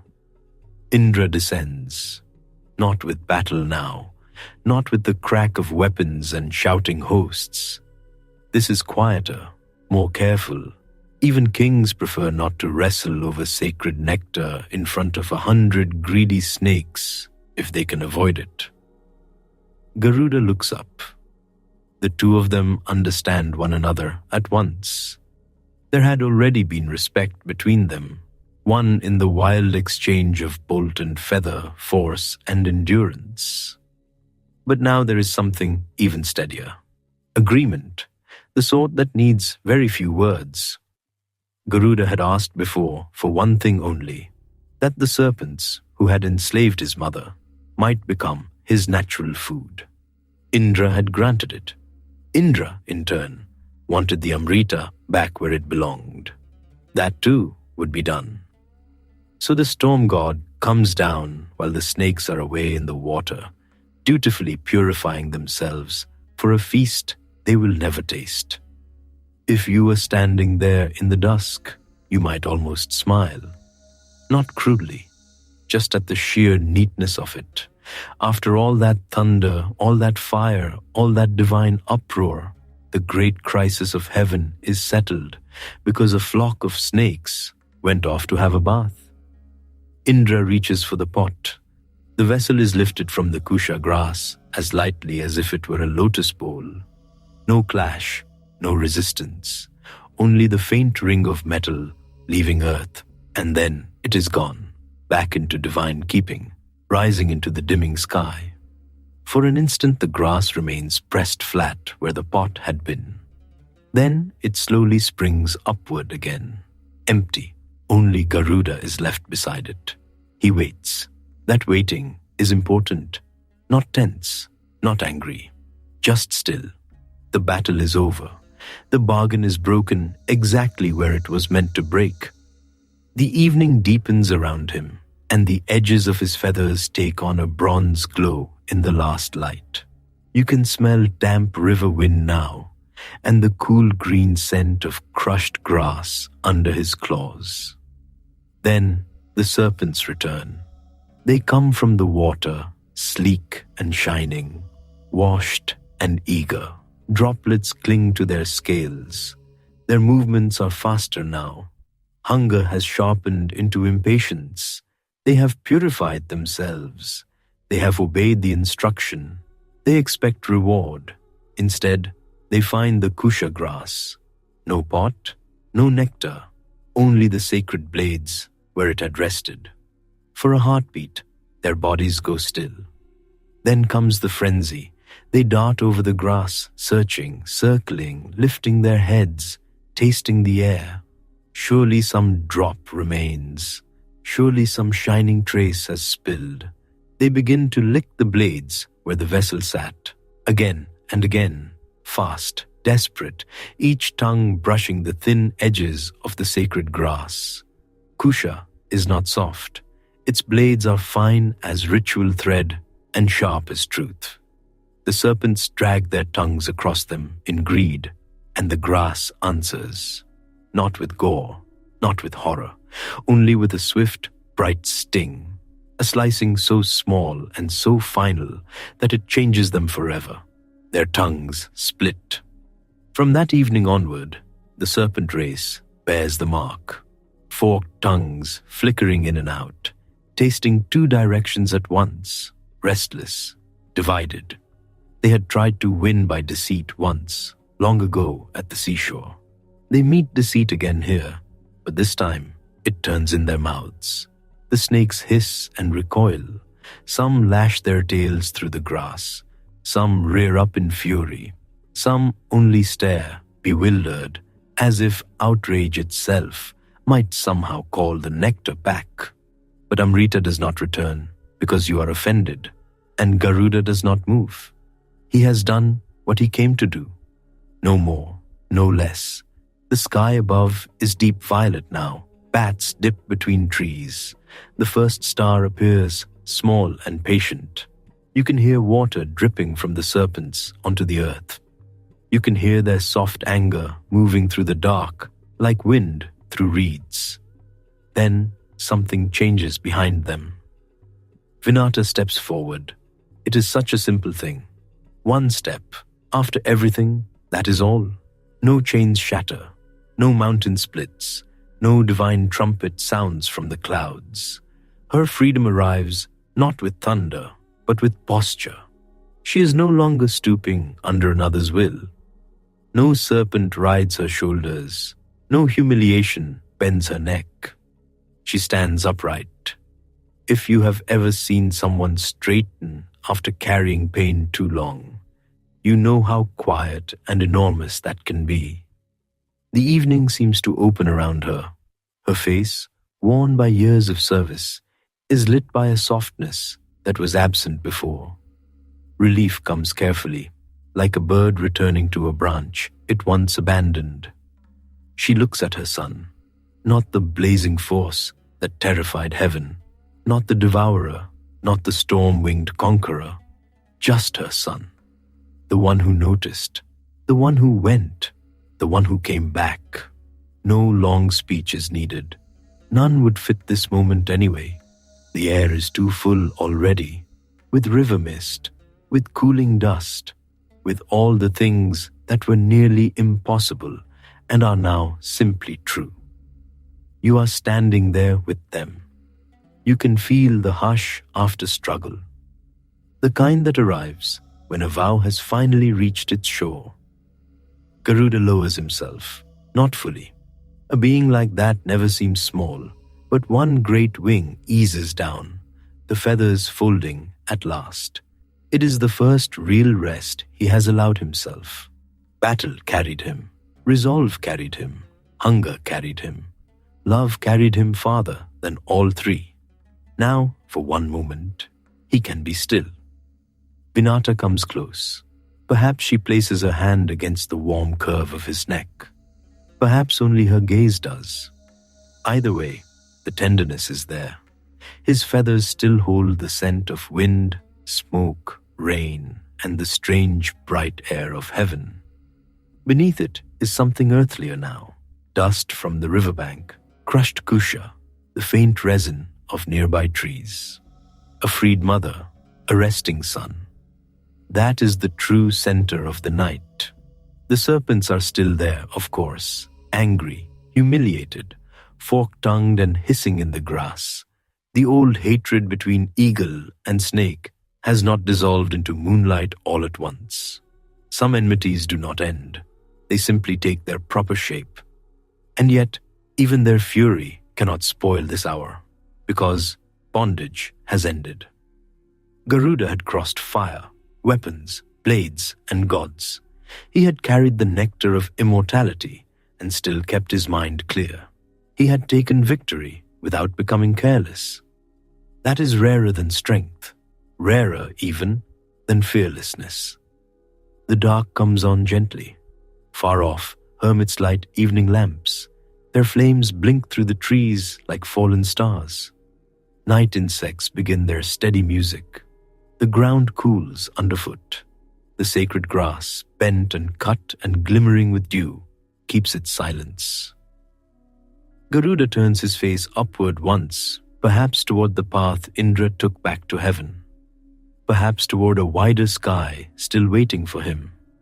He belongs to heights now, to the wind roads above mountains, to destinies still unfolding. But not this instant. This instant belongs to Vinata. She is free to breathe as herself again, free to walk without command, free to lift her head to the evening and feel no one perched upon her back. And Garuda, mighty enough to trouble the gods, remains beside her, not as a weapon, not as a terror, but as what he always was beneath the brilliance. A sun. The river keeps moving past them, dark and smooth, carrying away the last light of day. The snakes slip back into shadow, muttering through divided tongues. Overhead, the sky deepens from violet to indigo. And on the bank, among the sacred Kusha grass, mother and son stand together, while the world at last grows quiet. And after the thunder fades, one image remains in the dark. Wings spread across the sleeping world. So now you can step back a little. The shouting is over. The gods have lowered their weapons. The snakes have learned too late what trickery costs. Vinata is standing upright again. Garuda is no longer only a son in pain. He has become something vast, steady, and holy. And that is where the meaning settles. At the beginning, everything turned on something so small, it almost feels harmless. A glance, a boast, a wager made in pride. That truth settles over everything that follows. Karma does not always begin with thunder. Sometimes it begins with one foolish moment on a bright shore. Vinata and Kadru did not start with armies. They started with rivalry, with the desire to be right, with the inability to let the other woman have the last word. That is how karma moves here. Not as instant punishment falling from the sky, but as a chain. One act pulling the next behind it. One tightening knot after another. A lie about the horse's tail becomes servitude. Servitude becomes a son's vow. That vow shakes heaven.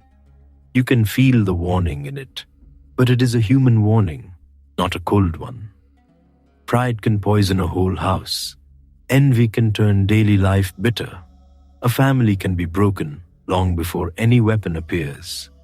And then there is patience. Poor Vinata learns that lesson in the hardest way possible. She cannot bear waiting for the egg to ripen. She breaks it too soon, and Aruna comes into the world before his time, blazing and incomplete. The sorrow of that moment stays with the whole household. It is not only that impatience causes pain. It is that love, when mixed with fear, can become destructive without meaning to. That part matters, because this tale does not treat love as automatically wise. A mother can love deeply and still act too quickly. A son can love fiercely and still need discipline before he is ready. Dharma asks for more than feeling. It asks for right action at the right time. That is why the long waiting matters so much. The second egg is left alone. Years pass, heat gathers, time does its quiet work. And when Garuda finally emerges, he does not come half-made. He comes complete, terrible, radiant, ready. You can feel the meaning there at once. Some powers must mature in silence. Ripening cannot be rushed. Whether it is strength, wisdom, grief, devotion, or destiny, forcing it early only breaks what should have become whole. Then Garuda himself teaches the next lesson. At first, he is hunger with wings. A glorious problem, but still a problem. He is strong enough to darken the sky, but raw strength alone is not yet sacred. He has to learn where to feed, what not to consume, how to restrain himself. There is even a strange tenderness in those enormous, awkward episodes of eating. When you are made on a mythic scale, even lunch becomes a test of ethics. That is deeply Hindu in spirit. Power by itself is never the highest thing. Tapas, discipline, matters. Restraint matters. Dharma matters.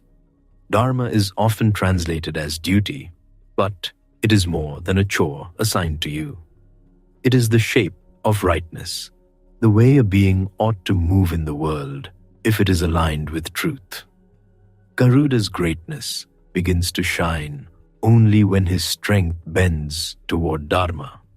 He does not seek the nectar for vanity. He does not storm heaven because he wants applause. He rises because his mother is bound. That changes everything. Force used for greed becomes terror. Force used for liberation becomes sacred. That is why Garuda's flight feels so different from the ambition of demons or the pride of tyrants.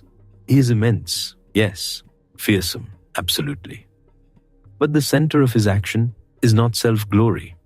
It is filial devotion. And in this tradition, that matters more than modern ears sometimes expect. A son freeing his mother is not just a private act of love. It is dharma embodied. It is gratitude made visible. It is strength kneeling before what gave it life. Garuda does not outgrow his obligation to Vinata because he becomes powerful. His power makes that obligation more urgent, not less. There is something very beautiful in that. The higher he rises, the more clearly he remembers why he rose at all. Then comes the business of the serpents and their tricks, and this is where Maya enters the tale in a very vivid way. Maya is often called illusion, but not in the cheap sense of something fake and silly. It is the veil that makes appearances feel final. It is the confusion that lets deception wear the face of truth. Kadru wins by making a false thing seem real. The serpents hope to gain immortality by cleverness. They keep reaching for advantage through appearances, through twisting what is seen. But Maya cannot hold forever. The horse's tail was not truly dark. The nectar was never truly theirs. The grass glimmered with promise, but the promise slipped away. Again and again, this tale shows that deception may win a moment, but it cannot build a lasting world. That is why the serpents end not with immortality, but with split tongues, carrying the mark of divided speech. It fits them almost too perfectly. They live by forked words, and forked tongues remain. Garuda, though, moves differently. He can be cunning. He is not naive. He knows Indra will reclaim the nectar. He knows how to outwit those who first outwitted his mother. But his cleverness serves restoration, not bondage. That difference is everything. In these old tales, intelligence is not holy just because it succeeds. It becomes holy when it helps set the world back into order. And then there is the deepest contrast of all. The serpents want Amrita. Garuda does not drink it. That is the heart of the whole journey. He wins access to immortality and does not grasp at it. He carries the pot and remains untouched by its temptation. Why? Because he has already moved toward something greater than mere endless life. The snakes want to continue existing forever. Garuda becomes worthy of reverence. Those are not the same thing. One is survival. The other is sanctity. That is why the ending feels so satisfying. Garuda earns the respect of Indra, not because he flatters heaven, but because he proves his strength and keeps his word. He earns the favor of Vishnu because Vishnu sees what kind of being he is: mighty, disciplined, devoted, and not corrupted by power. To become Vishnu's bearer is not just a reward, it is recognition. The great bird who flew first for his mother is now trusted to carry the preserver of worlds. That is the completion. A wounded household began this tale. A restored order ends it. Vinata is free. The burden on her back is gone. Garuda's force has found its rightful purpose. The gods are not annihilated, only humbled. The nectar returns where it belongs. Even the serpents, in their loss, become part of the shape of the world as it now is. So what remains after all of it? That love must be patient if it wants to protect. That karma grows from small acts as surely as from great ones. That Maya can glitter for a while, but truth outlasts the trick. That dharma may require force, but righteous force is never for vanity. And that the highest power is the power that frees. Garuda begins as a son, born into his mother's shame. He ends as a guardian of divine order. That is why his wings still feel bright in the mind long after the battle is done. Not because he defeated the gods, though he did shake heaven. Not because he touched the nectar, though he carried it, but because he used everything he had to lift someone he loved out of bondage. And in this tale, that is what makes him immortal in the only way that really matters. So after all of that, what stays with you is not only the brightness, it is the order restored. Vinata is no longer bent under another's will. Garuda is no longer only hunger and outrage. He has found his place. Strength has found service. Love has found right action. That is the quiet landing place of the story. Dharma here is not abstract. It is not a grand word floating above life. It is a sun seeing what must be set right and accepting the cost. Karma is not distant bookkeeping. It is one proud wager at the shore, unfolding into years of suffering and, finally, release. Maya is not just illusion in the air. It is the false tale, the false victory, the false promise that deception can last forever. And all of it gives way. Truth returns slowly, but it returns. That is why the ending can let you rest. The wrong was not left hanging open. The mother was freed. The gods were answered. The serpents were marked by their own greed, and Garuda rose out of private grief into sacred purpose. So the story closes with something gentler than battle. A mother standing straight, a son at her side, the sky no longer hostile above them, only wide, only waiting, and that is enough, more than enough. Night settles over the world that remembers him. The great noise is gone now. No clashing weapons, no storm of feathers over heaven, no serpents hissing over a stolen prize.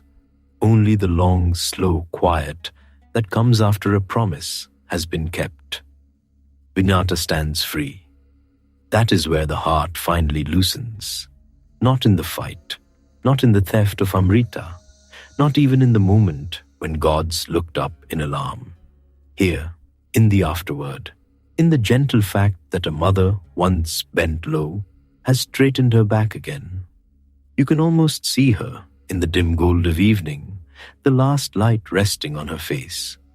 No chain on her, no command hanging over her, just air, just breath, just the strange peace that comes when suffering, after lasting far too long, finally ends. And near her, Garuda, not raging now, not burning like a second sun. His wings are folded. His vast body is at ease, if such a creature can ever truly seem small. The heat has gone from him, leaving only strength, the kind that does not need to prove itself anymore. A little wind moves through the grass. The smell is cool earth, lamp smoke, and the faint sweetness of night-blooming flowers. This is enough. Time passes the way it always does, quietly first, then all at once. Kings rise, kings fade, forests thicken and thin, rivers shift their banks by a hand's width, then a field's width, then a village's width. Children grow hearing old names, priests murmur mantras in dawn light, merchants tie bells to oxen. Monsoon rain comes hard and leaves everything shining, and Garuda remains. You begin to notice him everywhere once you know how to look. On temple walls, high above the entrance, carved with broad wings and a fierce beak softened by devotion. In bronze, darkened by centuries of oil and touch. In painted panels where he kneels before Vishnu, mighty and utterly steady, as if power itself has found the grace to serve. He is no longer only the son who flew for his mother. He is the bearer of the preserver, the vehicle of Vishnu, the one who crosses worlds. Somewhere a conch sounds for evening worship. The note rolls through stone corridors and open courtyards, low and rounded, like the day exhaling at last. Guy lamps are lit one by one. Their flames tremble in the warm air. Jasmine hangs from pillars. Sandalwood smoke rises in patient threads. You stand in a moonlit shrine courtyard and look up. There he is above you, cut into stone. Chest lifted, wings arched, hands folded in reverence or claws ready for flight, depending on the sculptor's mood. Ancient craftsmen did not always agree on details, but they agreed on this. He must look alive, ready, watching, and he does. Even in stillness, Garuda never seems entirely still. That is part of his charm. He always looks like he could leap from the pillar at any moment, shake out those impossible wings, and be gone into the dark blue sky before anyone finished ringing the bell. The old stories keep him moving. In one village, he is remembered as the terror of serpents, the great devourer who sends poison fleeing. In another, he is the guardian who carries prayers upward. In another, he appears on banners snapping above palace roofs, a sign of royal protection and divine favor. Even the cloth seems sharper when his image is stitched into it. Enemy of venom, friend of the faithful, Sky Lord with a servant's heart. A good combination, honestly. If you must trust someone with immense power, it is comforting when he has already used it for love. Midnight deepens. In the inner sanctum, Vishnu rests in carved serenity, jeweled and calm, the cool black stone touched with flowers and turmeric. Before him, near the threshold or beneath the sanctum line, Garuda waits, kneeling, alert, eternal, ready to rise the instant he is needed. The floor under your feet is smooth from generations of bare soles. It is cool now, blessedly cool, after the day's heat. Somewhere outside, a peepal leaf flickers in the breeze. Somewhere farther off, a dog gives one half-hearted bark and then thinks better of it. The night belongs to softer sounds, insects in the grass, the tiny crackle of wicks, the whisper of a priest's cotton robe as he moves from lamp to lamp. And in that quiet, Garuda feels less like a figure from long ago and more like a presence that never left. You can imagine travelers on dusty roads lifting their eyes when an eagle circles overhead and thinking of him. You can imagine mothers telling children, beside the low amber glow of oil lamps, about the son who would not leave his mother in bondage. Their voices grow slower as the night grows deeper. The children drift against folded shawls. The flame bends. The tale goes on. No one tells it in a hurry. Why would they? Some stories are meant to be walked around like a shrine, not rushed through like a market lane. So you linger with him. Dawn image, shrine image, banner image, cloud image. In the first pale moments before sunrise, when the eastern sky is only beginning to soften, there is a brief color that belongs to Garuda's world. Not full gold, not red, but the promise of both.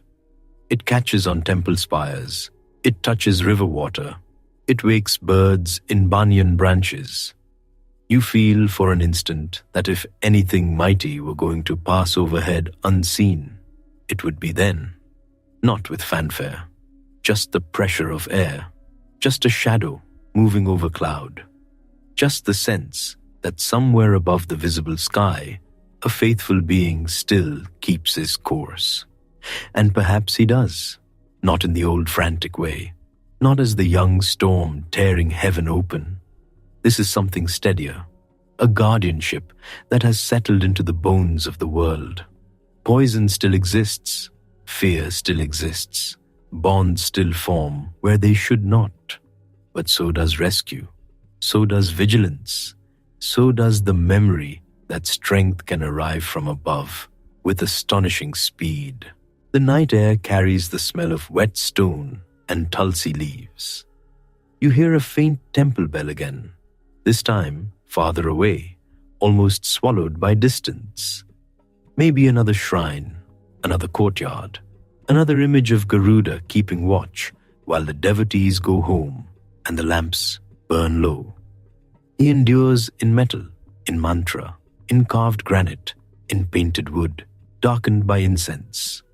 He endures in the curl of an eagle's wing painted on a ceiling beam, in the small household amulet tucked near a doorway, in the stories carried by grandmothers with silver hair and by priests with ash on their foreheads and by children who mangle the names a little but get the feeling exactly right. Strong, swift, loyal, a son who did not forget. That may be why he feels so near, even now.